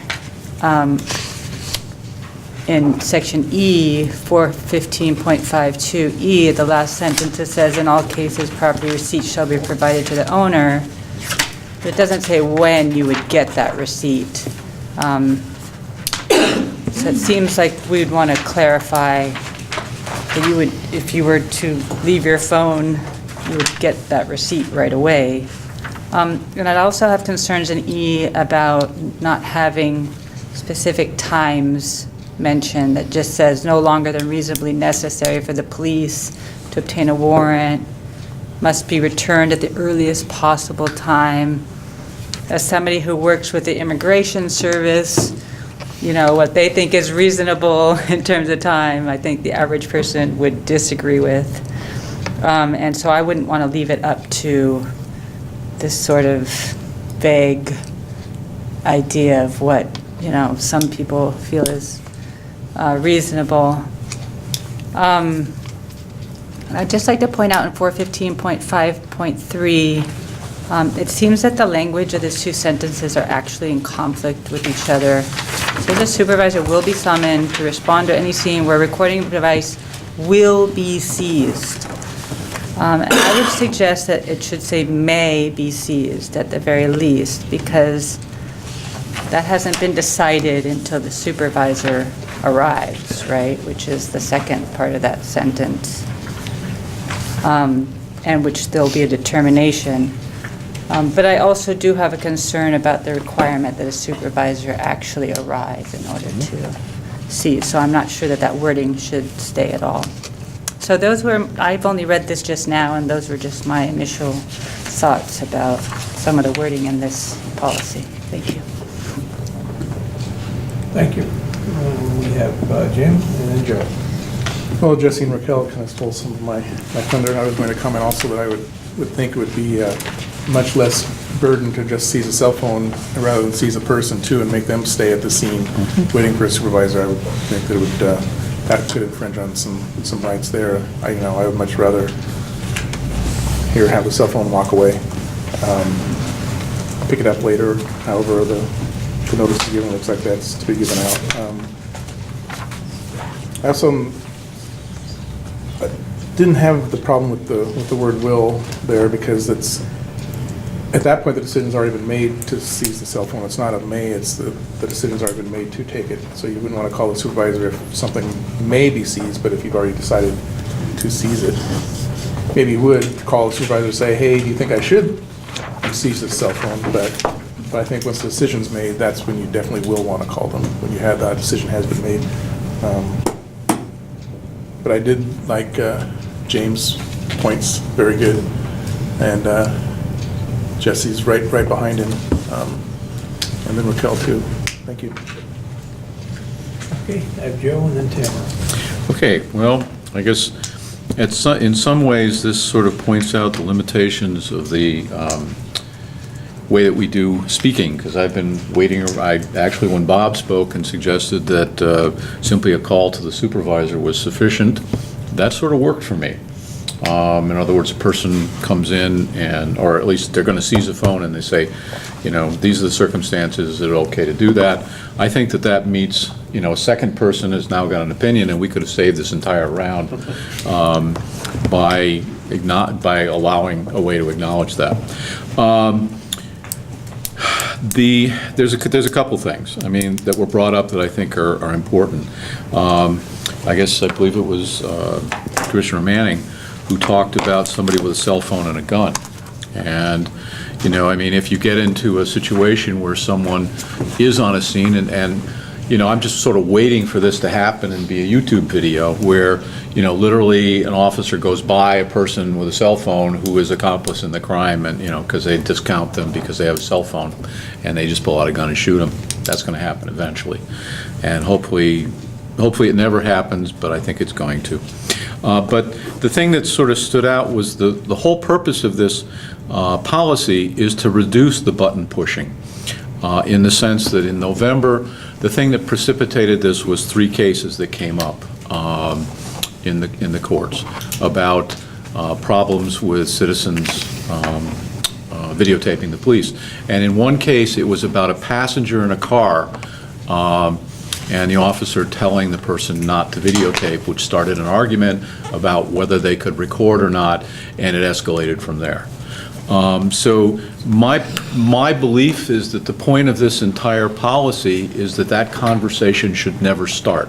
In other words, the person in the passenger seat is videotaping it, big deal, no comment, no attention diverted to dealing with telling this person they can't record or anything else. In other words, that the situation itself right now, because we don't have a policy, is allowing that conversation to begin, which is a problem. So the beginning of the policy, I think, is really excellent, and I think a lot of the comments that the chief made are spot on. This policy, the core of this policy is that officers should assume they are being recorded at all times when on duty, okay? So just don't even bring it up unless there is a specific case of, the person interfering with the process. So there's a lot of other stuff in here that I think this policy would be much better written if a lot of this stuff was just plain taken out, because that's the core of it.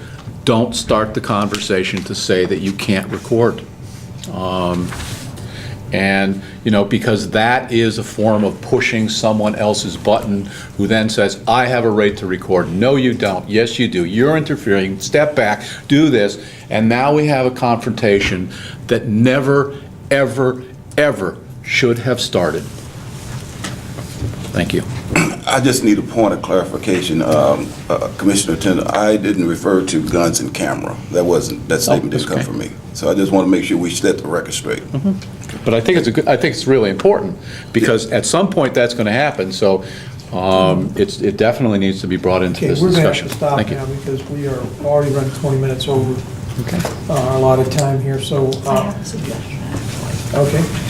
So, seizure of recording devices subsequent to arrest, it occurred to me as the comments were made from 415.5.2 down, that we probably already have a policy somewhere else in the police operations manual that deals with seizure of evidence. And if that's the case, I don't see any reason to reiterate it or make different rules here. I think and I believe there is another policy that deals with that, and really, whether it's a recording device or anything else, if evidence is being seized, I believe there's a policy that covers that. I think that policy should just be referred to here, and all of this other information about seizure of evidence be taken out. Because I would think it doesn't matter what it is. It either is evidence that needs to be seized or it isn't evidence that needs to be seized. So in my opinion, if there is a policy, this should be taken out and just have a reference to the other policy in here. I don't disagree with you, ma'am.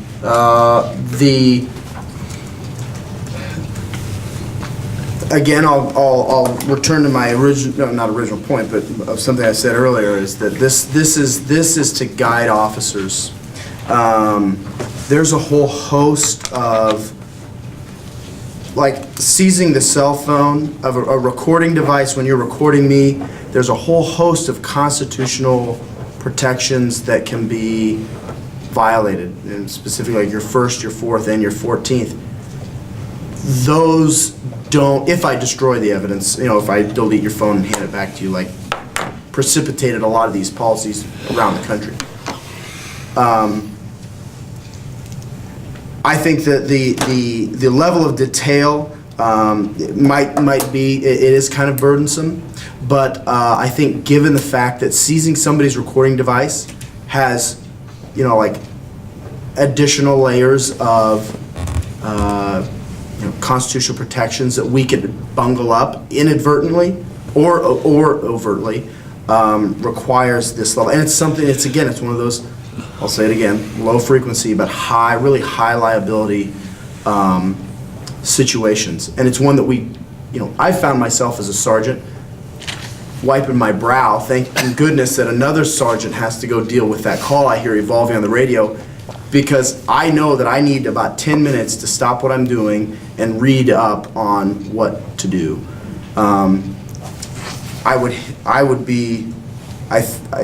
This is my personal opinion, not the department's opinion, but I think that we'd be sort of remiss if we didn't give a level of detail where somebody could go in and really know that, okay, I've followed the instructions to the book as it relates to this specific event. I certainly hear you about wanting to be less verbose, and that, yes, we have a very lengthy search and seizure policy that deals with everything from mobile vehicle exceptions to search incident to arrest.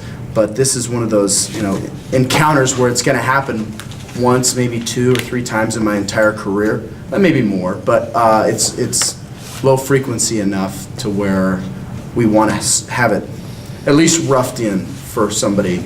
Well, I guess what I'm suggesting is if there is a search and seizure policy, that maybe this detail for recording devices should be added to that policy. So if you're looking for information on a seizure and you're the officer, having to look in more than one policy to figure out where the cell phone seizure lies, it would make more sense to me to have it in all seizures in one policy and have it referred to in other policies. If the detail's not there and it needs to be, maybe that needs to be added to the search and seizure policy. Just a suggestion. Thank you. And this obviously is going to need a little more discussion, so we will move the discussion to the May meeting and continue it. And if we all give this some thought, what we discussed tonight, and the changes that have been suggested, if you could place those in there, we can discuss that. And as a philosophy, whether or not we want to have that part in the policy that we just mentioned or not. Okay? So for now, let's take a 10-minute break, recess for 10 minutes. We'll be back at 4 after or so. And please remember the mic and camera are live. So, sorry. Yeah. No, that was. I knew you got along with what Bob said. It's okay. I just don't want people taking a cell phone. I just don't want someone who's frustrated by a situation holding a cell phone in somebody's hand. That's inappropriate. Other than that, I think this entire policy could be written in that one space, which is you are going to be recorded. Don't start the conversation about not it. If you want to get a cell phone, call a supervisor. Done.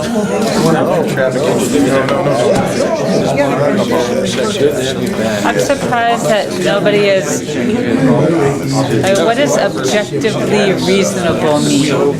Just want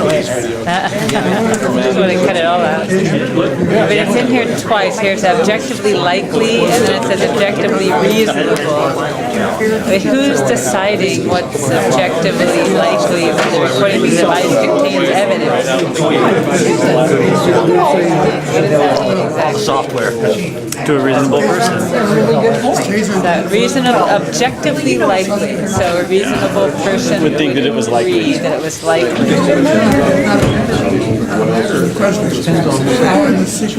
Now, what would be the factors that would make it reasonable that it's like the person's holding up their phone? The police aren't there yet, right? How do you get? Good question. Yeah, I guess, yeah, I don't know. Like Joe says, a lot of wording in this. Says he has kids. He's got back to me. And it just says a crime, so if I've reasonably filmed somebody jaywalking across the street, the police can come and seize my cell phone. Because they've, I guess that's not a crime. By the way, I'm reading. It's a violation, but it's always possession of less than an ounce of marijuana, and the courts have treated it like a crime. Yeah, well, how about, I've filmed traffic and some of them are unlawfully present immigrants who are driving without licenses, which can be a misdemeanor. And I mean, I'm gonna miss So now you can seize my cell phone because you might find evidence.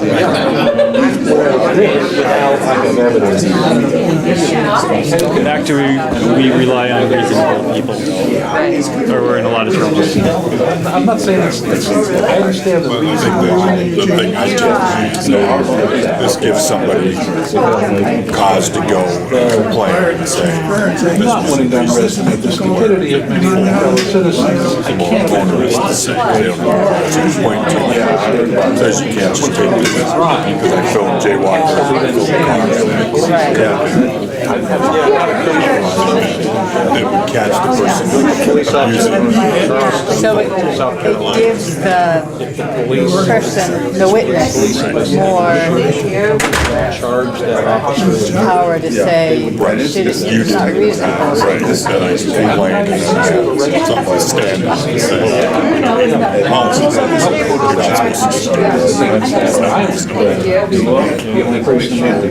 to. Well, I'll see, because this is objectively, it doesn't say reasonably. Yes. One thing I wondered, I'm just thinking about is, what about just, I'll email you the video, or I'll upload it. So you would think most witnesses would be like, here. Don't take my phone, exactly. How do we download this quickly? Well, and I too, I think, kind of to your point, I just think having this policy makes everybody less likely to want to even want to take a something. Yeah, like you don't want To me, because it's like, I don't want to deal with these policies. So I'm just gonna let, I'll let them get a little more in my face, because now we have a guy who's Well, Seems like a better policy to say, the first thing you would do is ask the person the owner of the cell phone to send you a copy of the video. This deals with more people that aren't being cooperative. They're saying, no, you can't have this, or, I'm not going to give it to you. Spell that out, because I, for example, would want to cooperate, and I would not want them to take my phone. Something that Lauren was saying in the thing too, about, people can't live without their phones. Yeah, I see that quite a bit. People, the guy I'm dealing with today, his phone number's changed because his cell phone's still in custody. And we don't get him back fast. He's not a fast turnaround. Yeah, I mean, that's a concern, I think, how fast, I don't think they should go. I know if somebody took my cell phone, that would, I don't know how I would call most of the people I know. Yeah, you've got so many of these. You really get a better backup situation. Tells this really clear, believable story. They're really clear, believable story. How do you sort of I'll leave it up to the police to just say, we'll give it back to you when we feel like it, when we think it's reasonably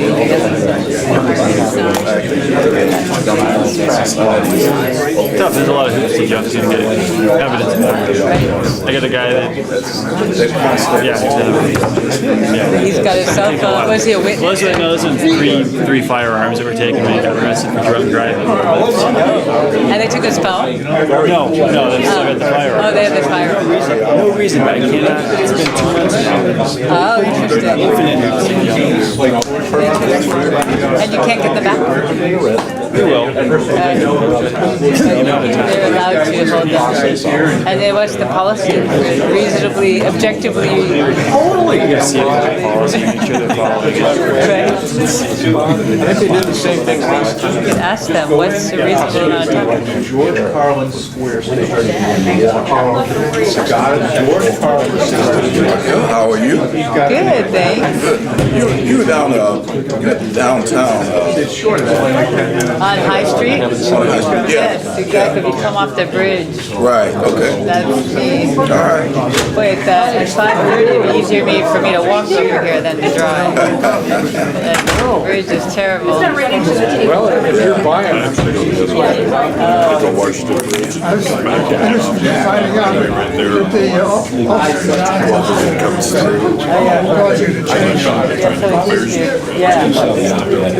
Yeah, I didn't know that was there. All of a sudden, my drive here was 5 minutes. And I think it cut 10 minutes off. Go Took straight the down Coburg 6, Road exit. yeah. Yeah. Oh, There's barely any traffic on that. Wave at the people who are stuck at the intersection, the freeway intersection as I'm going through left.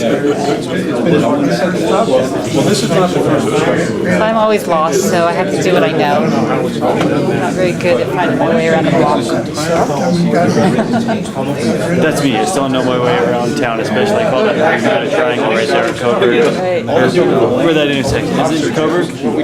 Yeah. It's Coburg, it turns into Coburg right there. Well, my wife explained it step by step, and now I got it down. Wait, I think I met your wife. Isn't she a law student? Yeah. Yeah, we were at the same table. At this, Yeah, she said. Did she? Yeah. Oh, nice. Yeah, I think I told What was that at?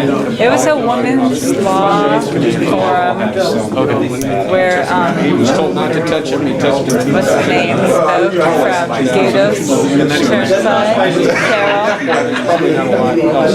Balthrop. She was good. She was really good. But mostly women there. But I was at the table with all the men that were there pretty much. One judge that was next to me, who Taser. I don't know any judges, so it was some new one because I only knew the ones from 20 years ago. But they're all gone now. Bunch of youngins.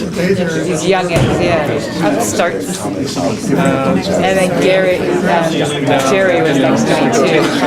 I don't know why he was there, but I guess because Cheryl was there. You know Jerry Gatos?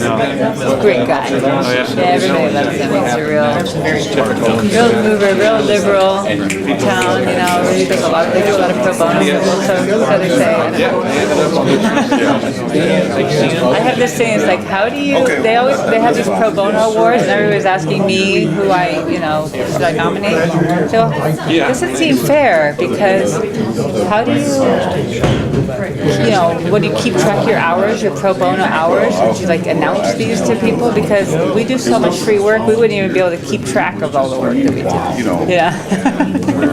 How do you nominate people who do pro bono? Does the law firm keep track of?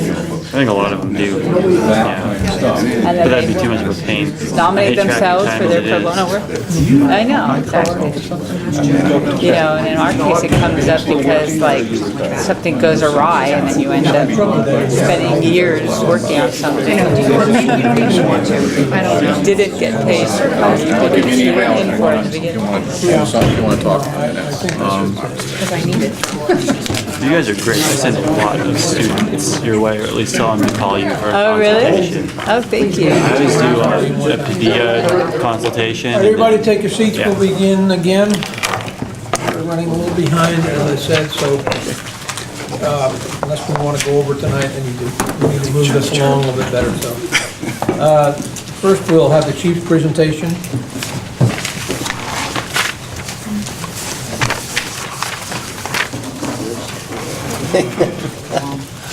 Okay.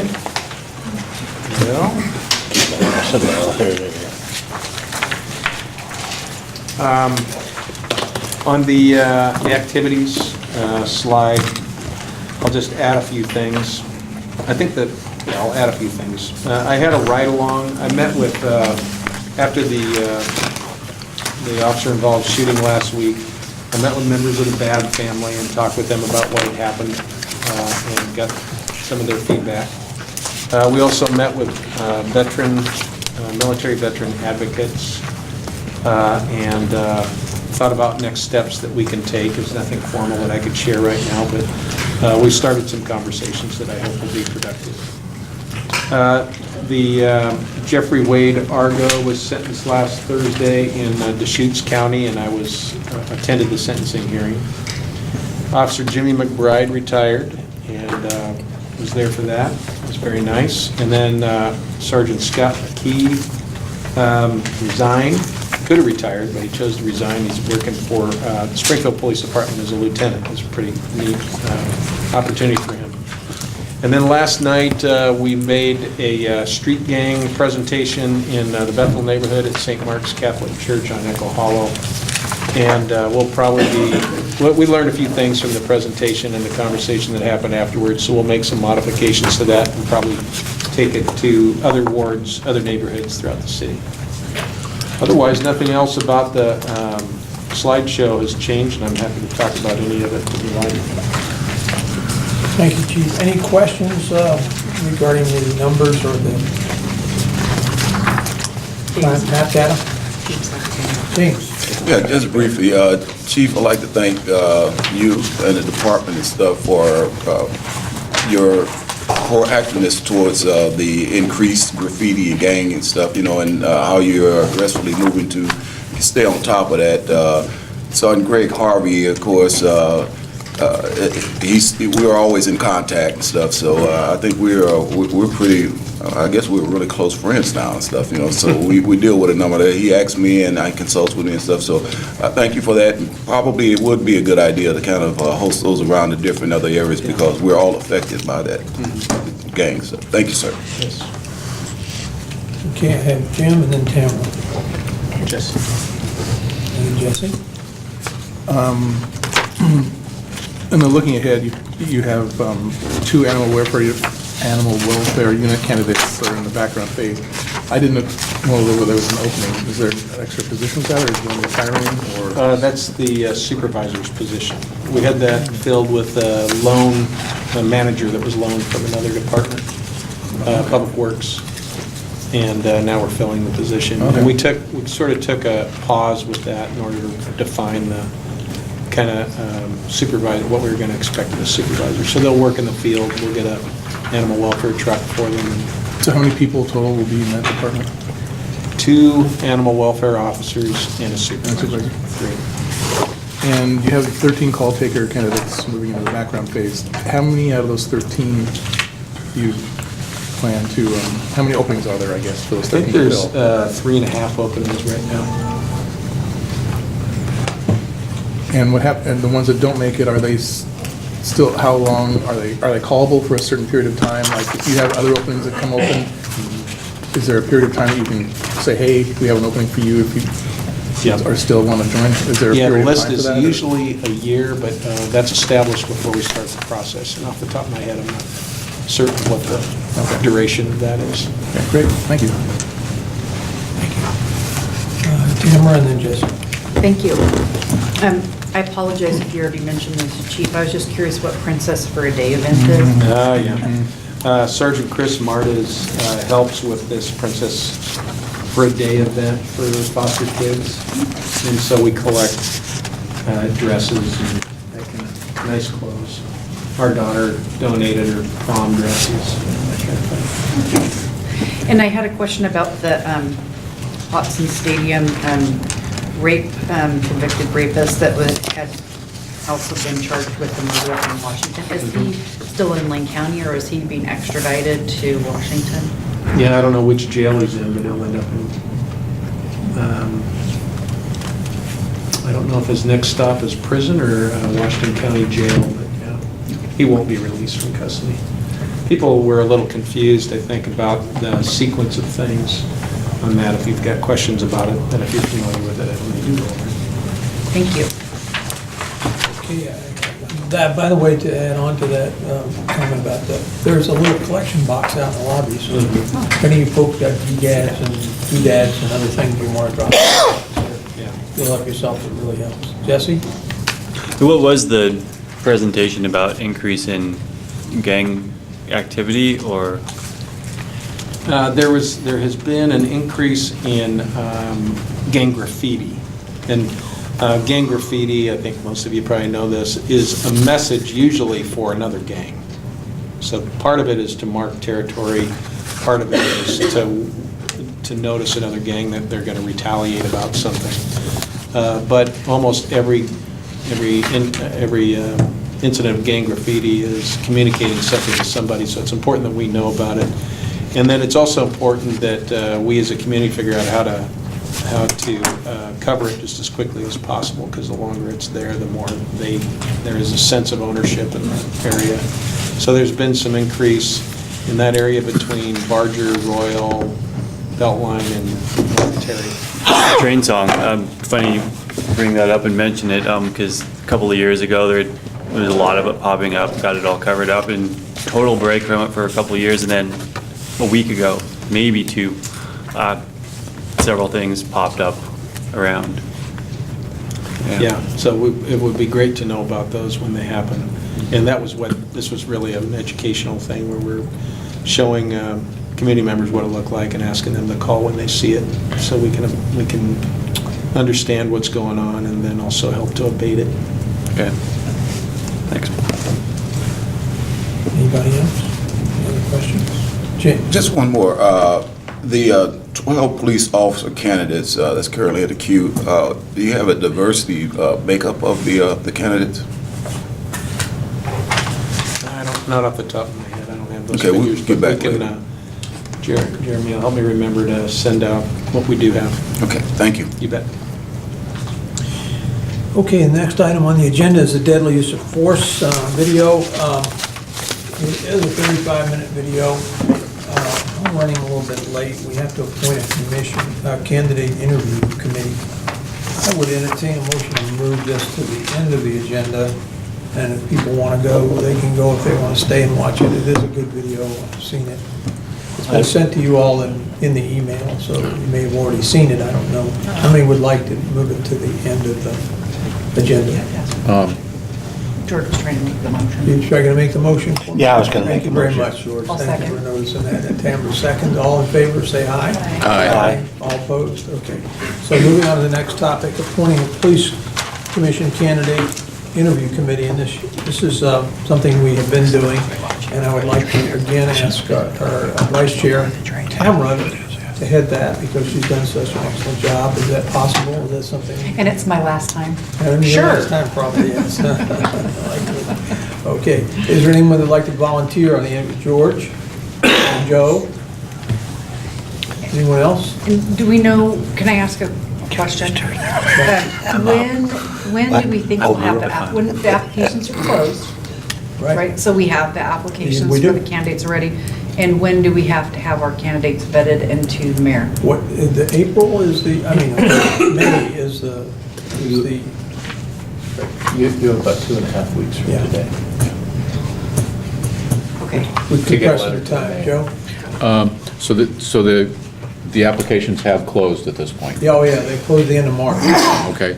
And how many candidates do we have at this point? 9. 9. And one more question. Of those 9, how many were candidates in the previous round that we did a couple months back to fill Raquel's position? There are some, I couldn't tell you how many. Okay.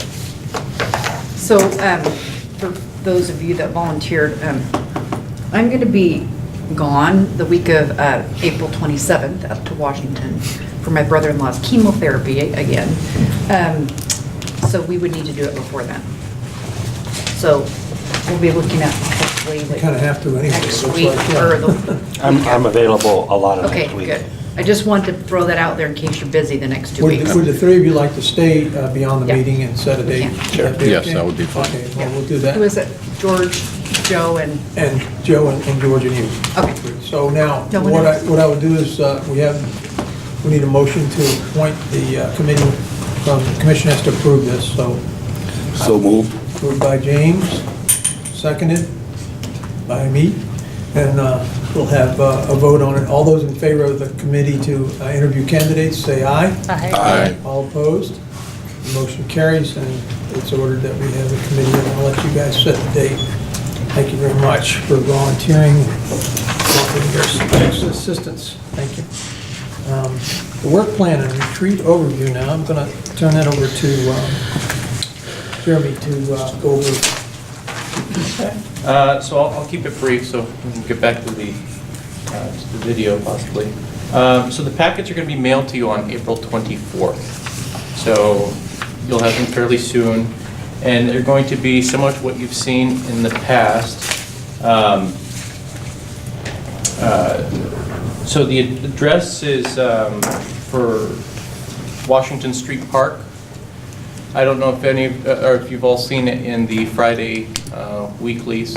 There's a map there for you, as well as a little bit of a video tour of the facility. So it'll be starting at 9 o'clock. If you haven't got that, there are maps sitting over there on the table for you to go ahead and pick up on your way out, so you'll see the location. The parking is on the street. I'm trying to think of other logistics. It's at 20th in Washington? 2025 Washington Street. Okay. We'll have some breakfast. Yeah, thinking bagels, cream cheese, maybe a fruit plate, something like that for breakfast. Bring in some lunch. Don't like that idea. Did you have a request? Do you have a Raquel? request? Sorry. Do you have a request? No. We can talk after. They're here to please you, keep that in mind. Okay, I was trying to remember, correct me if I'm wrong, those of you that went last year, did we? we didn't have one last year. Didn't have one last 2 years ago. Before, did we have some, didn't everybody bring a little cover dish or something No. too? No. We didn't, no. We had a high-carb breakfast, which made some people really weird Oh, out. okay. Are you wanting something that's We could do potluck. not all? It was at the Amazon Center that yeah. we had a little potluck or something. No, we didn't have a potluck. No, we've there. never had a There potluck. was for the food out Pacey there Mission. for some. There was food. Okay. We didn't bring it, I But promise. whole grain bagels. Whole grain. What- A mixture What then. else that's not high carb would you like? It's okay to And make fruit. suggestions. Fruit's high carb. Fruit, yeah, we'll have some fruit. That's a healthy thing. Lower glycemic index. All right. That's high Okay. carb. We won't leave you unnerved. Some quinoa salad. We'll trust Jeremy, he's doing pretty good. So I'll pick out some lunchy type things as well, snacky kinds of stuff. Right now, the old, when we've done this before, the end of the schedule's been about 1 o'clock. We've put a tentative of 3 just because I haven't done this before, but we'd like to have it rounded up earlier than. I'm mindful of the fact it's spring and you all need your Saturdays. And Tired that guys, is, we don't worry about that, but. you I'm guys- having my business is having a 40-year anniversary party. I've been in Oh. business 40 years, and we're gonna have a small party that night. Oh, that I night, was booked for okay, it, so yeah. you're okay then doing Yeah, that? as long as I get out there by, I'm gonna say I'm gonna leave no later than 2. Okay. So we're not going to take a, Yeah, 75. No. George, to have a business for 40 years. Okay, Old again, enough, but my dad's my only, So we have it scheduled till 3, but we're aiming to end at earlier. 1. Okay, Right. yeah. We'd like to end at 1. So I'll have like a 3 end time, but the schedule will probably show events up until 1 o'clock, just in case something goes over. Well, It will go a lot faster if we prepare, that's why I mentioned in the beginning, if everybody has an issue they'd like to look at, and also Jeremy's included a list of policies that the department has, Matt provided, and if you would look through those, anything strikes your fancy, you want to bring it up, something's very important to you, or an issue that you'd like to see us put in the work plan, please bring it up. To be ready to do those things, and it'll move quicker, because if you're sitting there trying to think about what something is, then it may take longer, so let's try to get it done. Can I make a suggestion that we just schedule it till 1:30 if we really think we're aiming to end at 1 instead of 3? You always fill the space, so set the space correctly and Yeah. it will be filled. Correct. You're right about that. So 1 o'clock. 1 o'clock. Okay? Okay, Schedule so, it till 1. so a little bit about the agenda. We'll get there and it'll be a little bit of a welcome. I've had a request for an icebreaker, so I'm looking at possibilities for that just to make it fun. I know we've got a new person that we've added to the bunch. Fiscal year 2014-15 work plan. I'm going to try and, well, I'm not going to try. I'm going to draft a memo that kind of goes over what you guys have accomplished so far, so maybe we can take a look at some of the holes and maybe what we want to go and fill. We're going to take a look at council adopted goals, mission, commission goals, and bylaws. Then we're going to have, Bob was requesting the chief maybe come to us with some initiatives, some things you might be interested in, sir. And then fiscal year 2016-17, we'll go ahead and then figure out what we want to prioritize, and then we'll vote. Right now, we're looking at bringing in some poker chips for fun. Everybody gets a stack of 10, and you get to put them on whatever items you want to. You can mix them up, use 1 or 2 on an item, or all 10 on an item if that item's particularly of interest to you. And that's kind of how you're going to get to vote. And that's pretty much it. Any thoughts? Jesse, you had your hand up for a while. We've seen before, there's a list of all the policies with review dates. Is that what you're going to send out? Like, so we know how long it's been since we reviewed it? Yeah. Sergeant Lowen's putting that together for you, and he assures me we can have a copy of that for you in the packet that you will be receiving. Okay, thanks. Yeah. Any other questions? One second. Can you also include, and you may already be doing this in the packet, any policies that we're currently in the middle of working on, so we can kind of determine what kind of priority we want to put those on?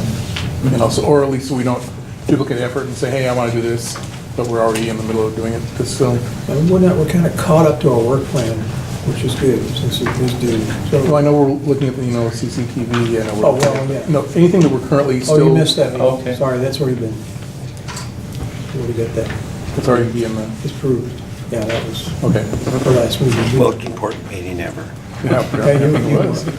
From what I read, it was. Yeah, okay. But like, I was using This it as one an is the example, bit- but this but like tonight's policy that we Right. discussed a lot of, yeah. Right. And if there's anything else that might be hanging out there, but. Yeah. I would encourage all of you to read the 14-15 work plan.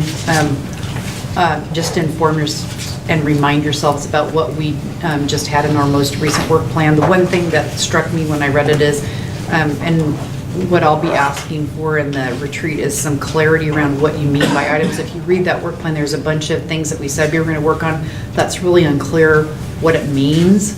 And so when people write things down, they might be interested in whether we do it there or whether we do it in the meeting when we talk about the work plan. You need to be really clear about what you mean. You'll know what I mean when you read the 14-15 work plan. There's some things that sound similar and then it's not clear what they mean.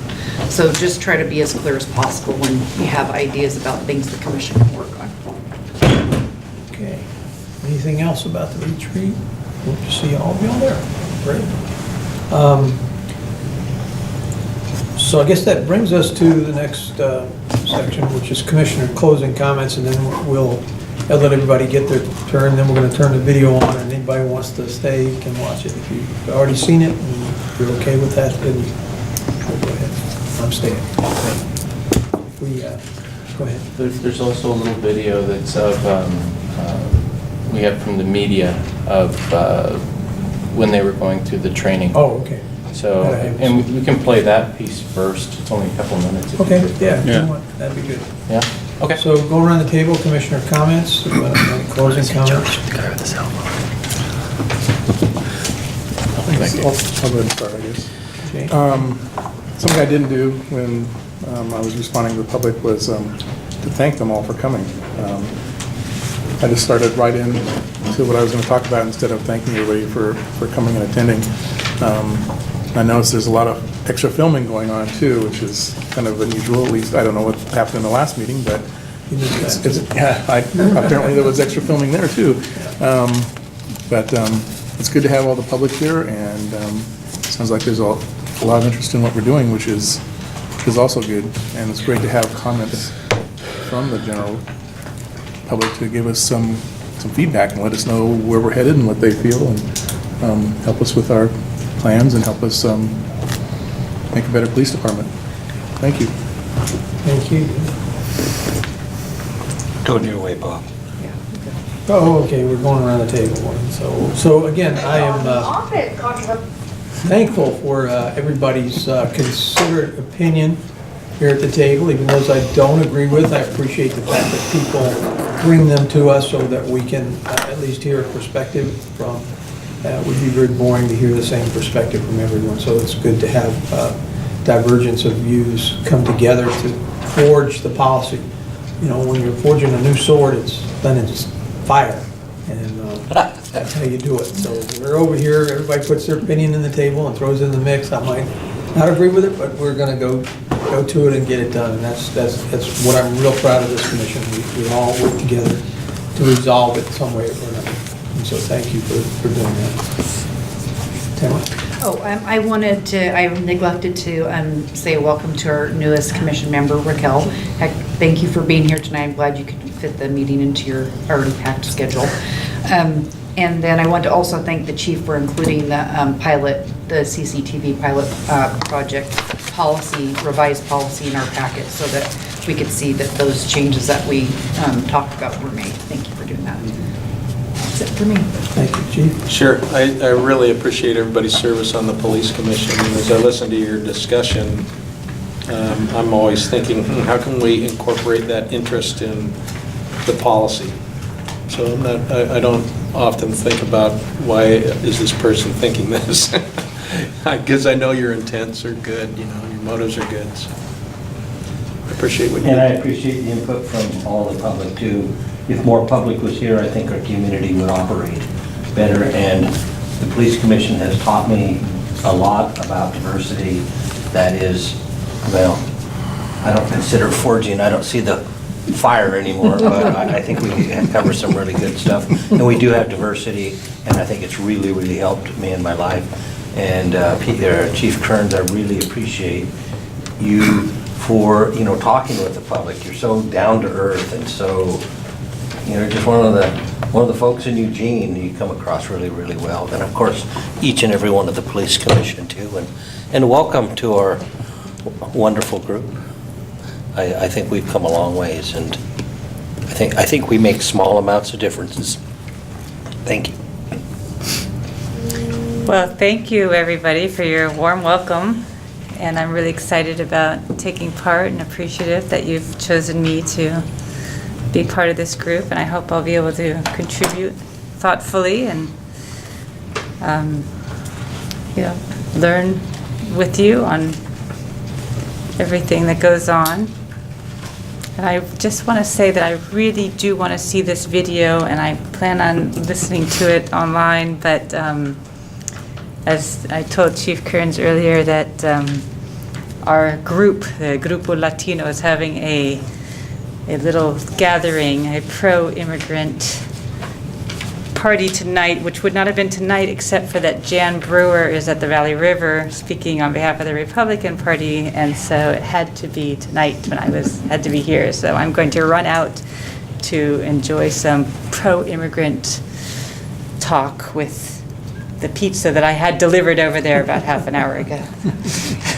Thank you. I'll just pass tonight. Well, thank you.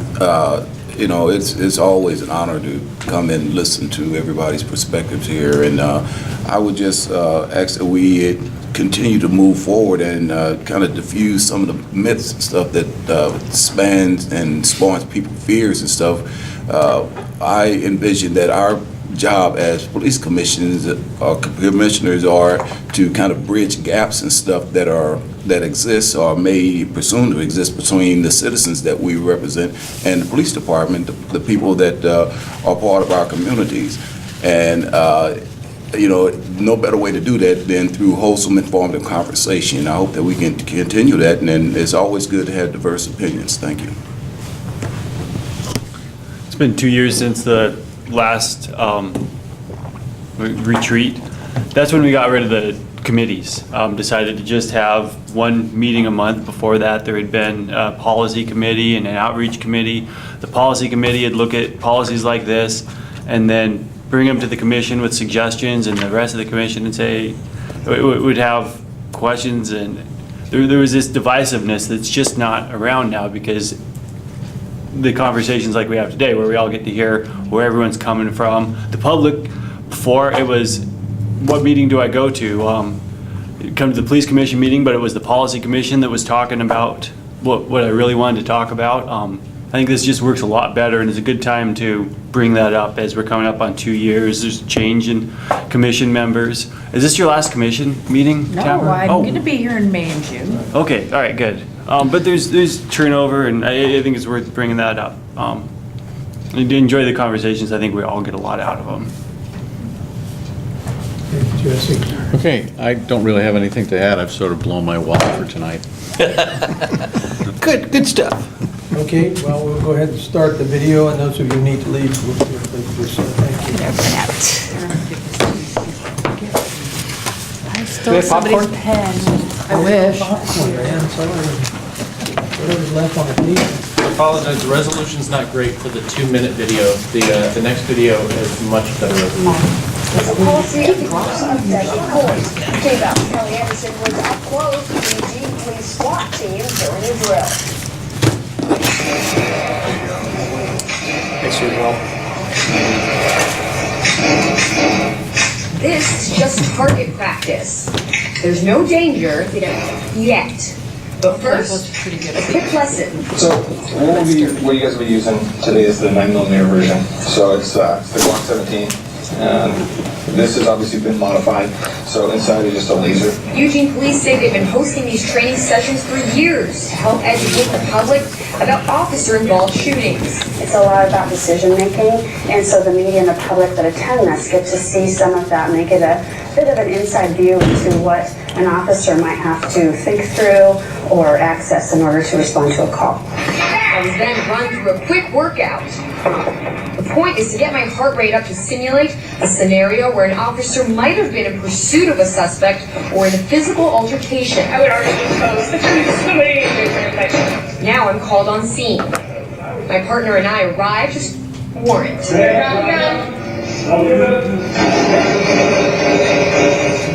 fumble with my taser.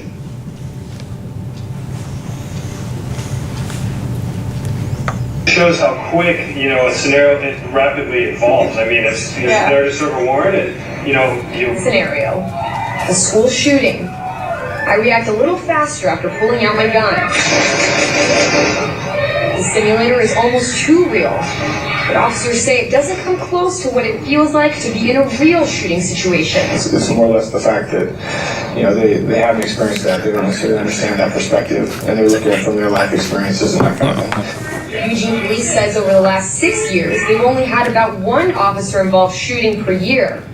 None have been ruled unjustified. That was Kelly Anderson reporting there. Eugene Police are now testing body cameras on their downtown officers. They say they help monitor the actions of the officers, and they hope to adopt a newer, more efficient brand soon. On the often controversial policy. Bye-bye. Bye-bye.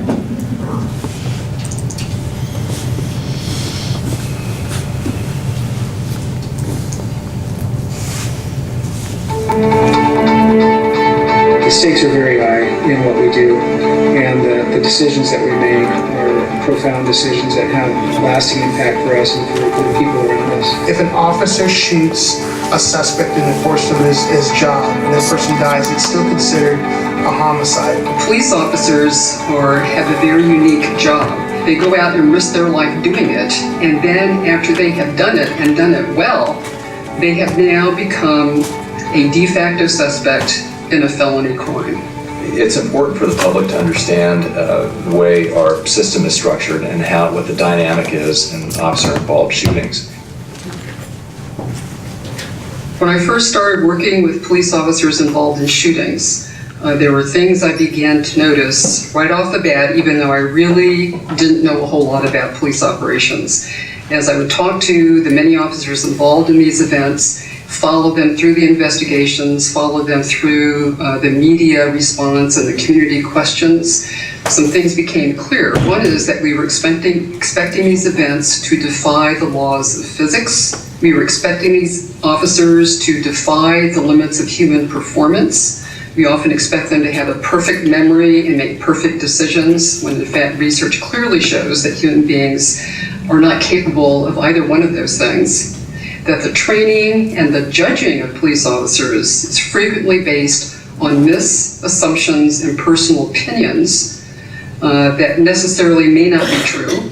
We've become such a video culture, and we rely on what we see in TVs and movies to such a great extent, often without even really being aware of it. There's a tremendous amount of misinformation out there, and to the extent that the public has that as context, it makes it very difficult for them to evaluate whether an officer has behaved appropriately in a use of force application. This is a difficult thing for the agencies to overcome, trying to explain these events to the world at large who've been trained by Hollywood rather than what really happens. Most officer-involved shootings unfold rapidly, very rapidly. In fact, our research tells us, and we've got video after video of officers being shot in a real-world encounter, that the threat can unfold as rapidly as a quarter of a second or less. And that is faster than any human being can react to a visual stimulus. In officer-involved shootings, we have to never forget that it is literally the offender that calls the shots. The officers or anybody who is reacting to what another person is doing is always going to be behind the time curve. Anyone who is assaulting an officer can assault them faster than they can react. I mean, even if you're prepared, you understand it's about to happen, you can't deal with this type of speed of an encounter. Patrol officers often are put in a reactionary mode because they're responding to a course of events, or they're responding to a person's behavior.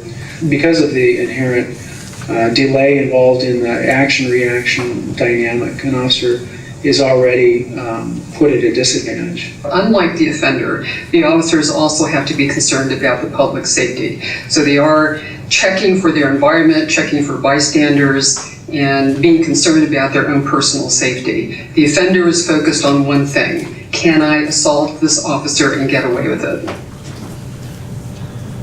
Officers bring a number of tools in their toolkit to a conflict situation.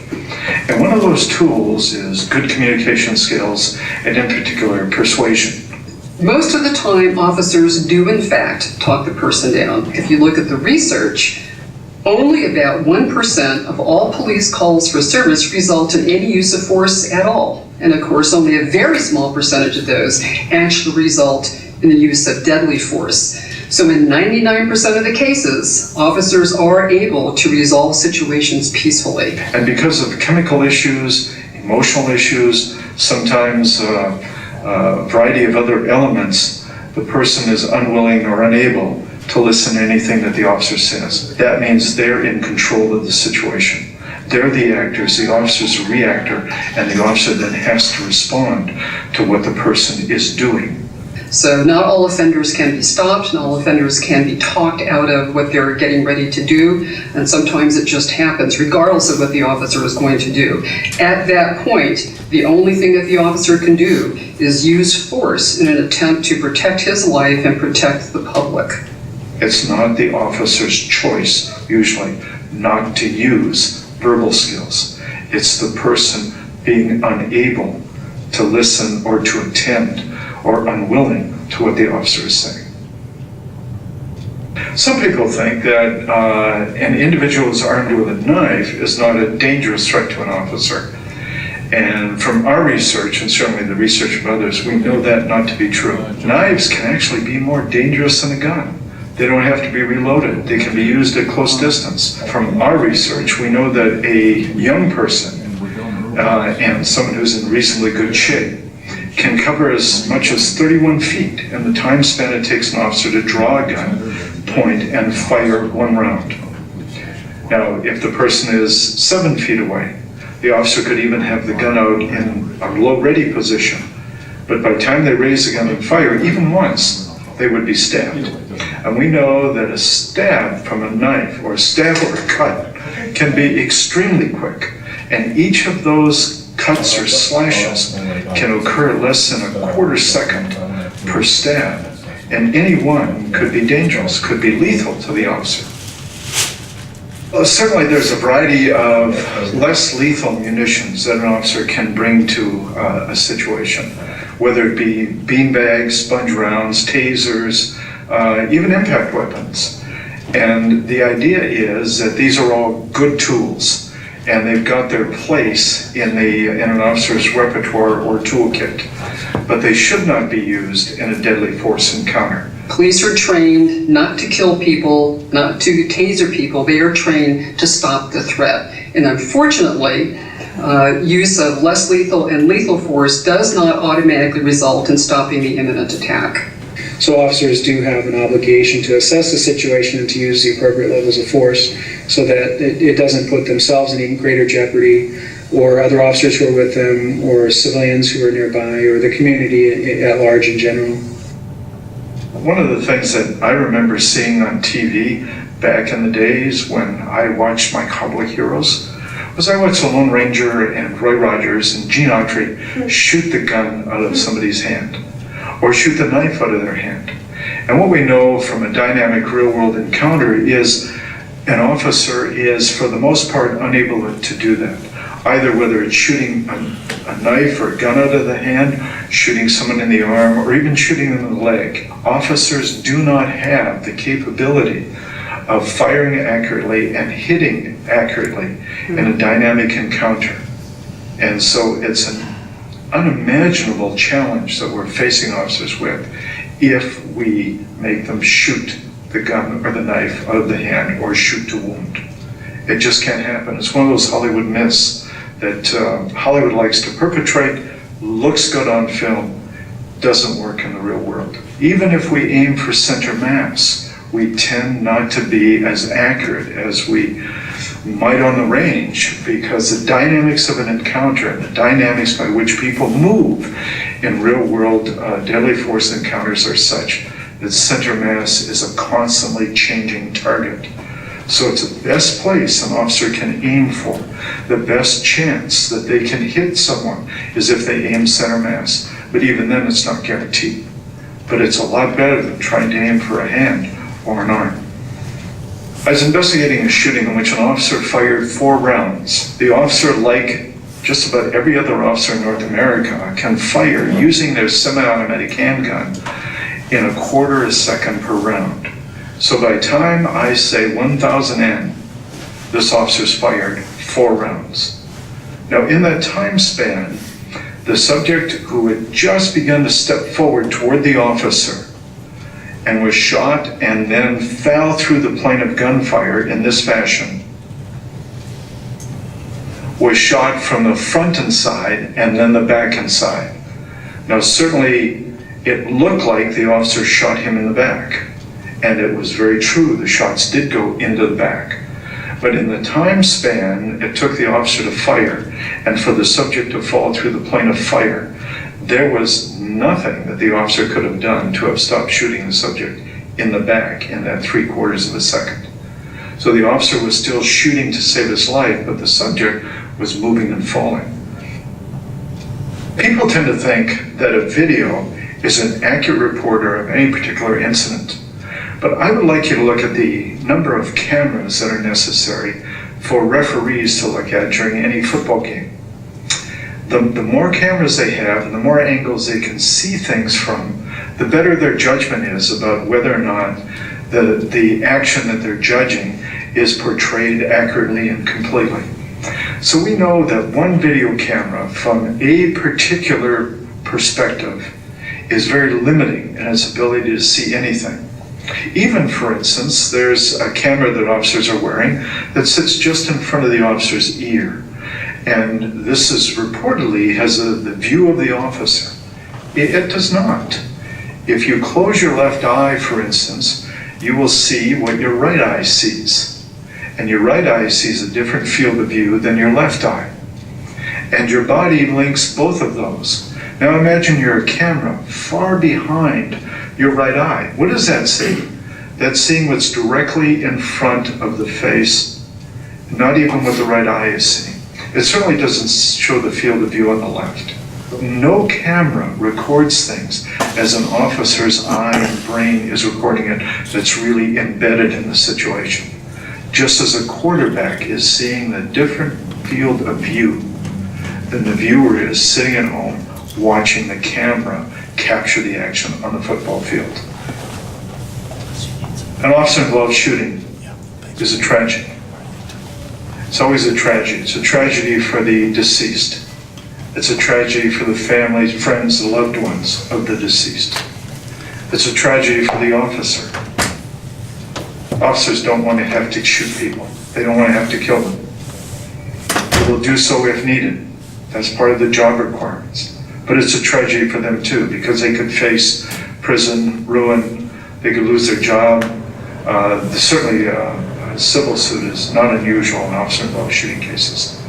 It's tough for an officer. It's tough for them to take someone's life. More importantly, they will likely shoot to save their life. And it's usually surprising, if not really traumatic for an officer, to come face to face with their own death. Most of us never do that. The stress of these events can happen within a 3 to 5 second period, which is the time of the actual event itself. But any officer involved in this will tell you that by far the most stressful part of the event is everything that happened afterwards. And that's why it's really important that we do a lot of research and be very careful that our investigations of these events provide a fair, neutral, objective, and fact-finding investigation that will educate everybody, the public, the agency, and the officers, about what really happened so that we can have a successful outcome. Several years ago, the Oregon legislature created Senate Bill 111, and that provided a general structure that allowed each of the counties to then create plans within that structure for the processing of officer-involved shootings. Lane County was among the first in the state to put together a protocol consistent with Senate Bill 111 for processing of officer-involved shootings, and also the required public outreach that should happen on an annual basis. Our protocol created an IDFIT team, and that stands for Interagency Deadly Force Investigations Team.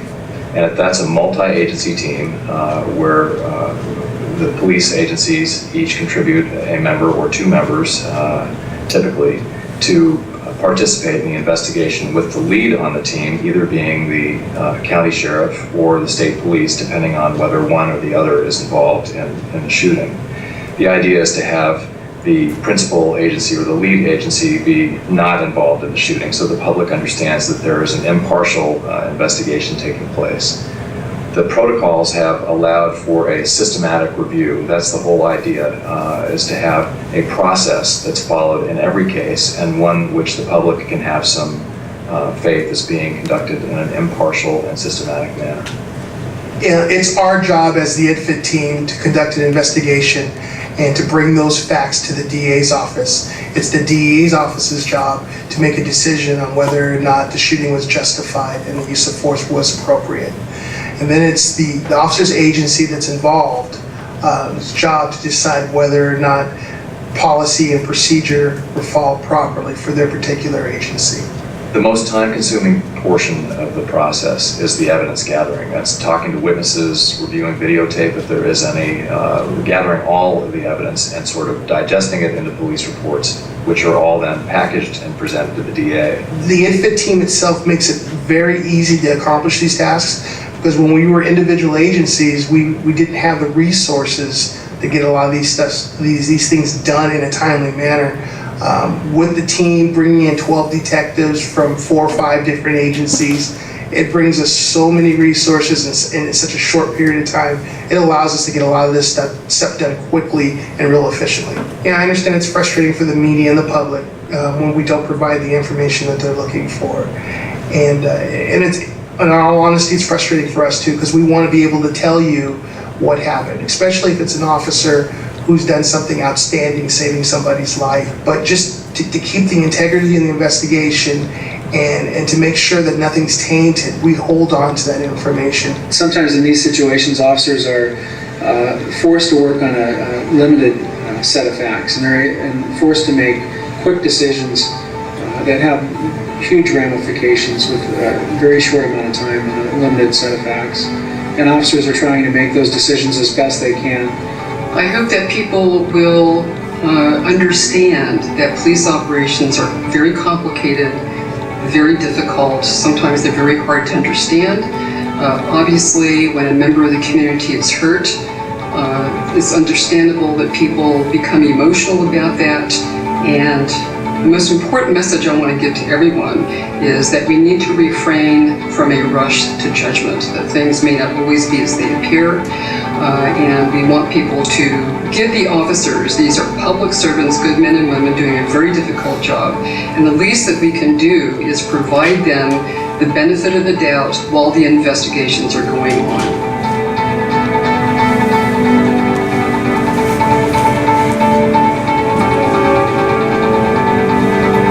How many times have you seen this? I've never watched it all the way through. Oh, really? I was here. Oh, yeah. That's video. Great production, isn't it? Yeah, it is. Melinda. Any questions or anything from anybody that's left? Why are there bad guys? Yeah. Wait, thank you all Oh, for thanks. staying. Joe left, didn't he? I'm pretty wide open. So me and you are gonna pick and then a couple dates and then we'll pass it by Joe. I'll ask him about that. Jeremy, I have to abandon you. That's all right, sir.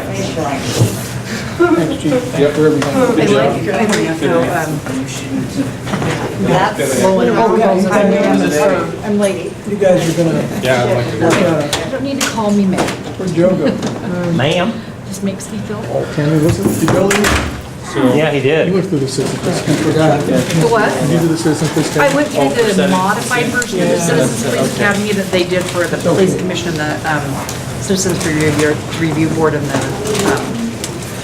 Human Rights Commission.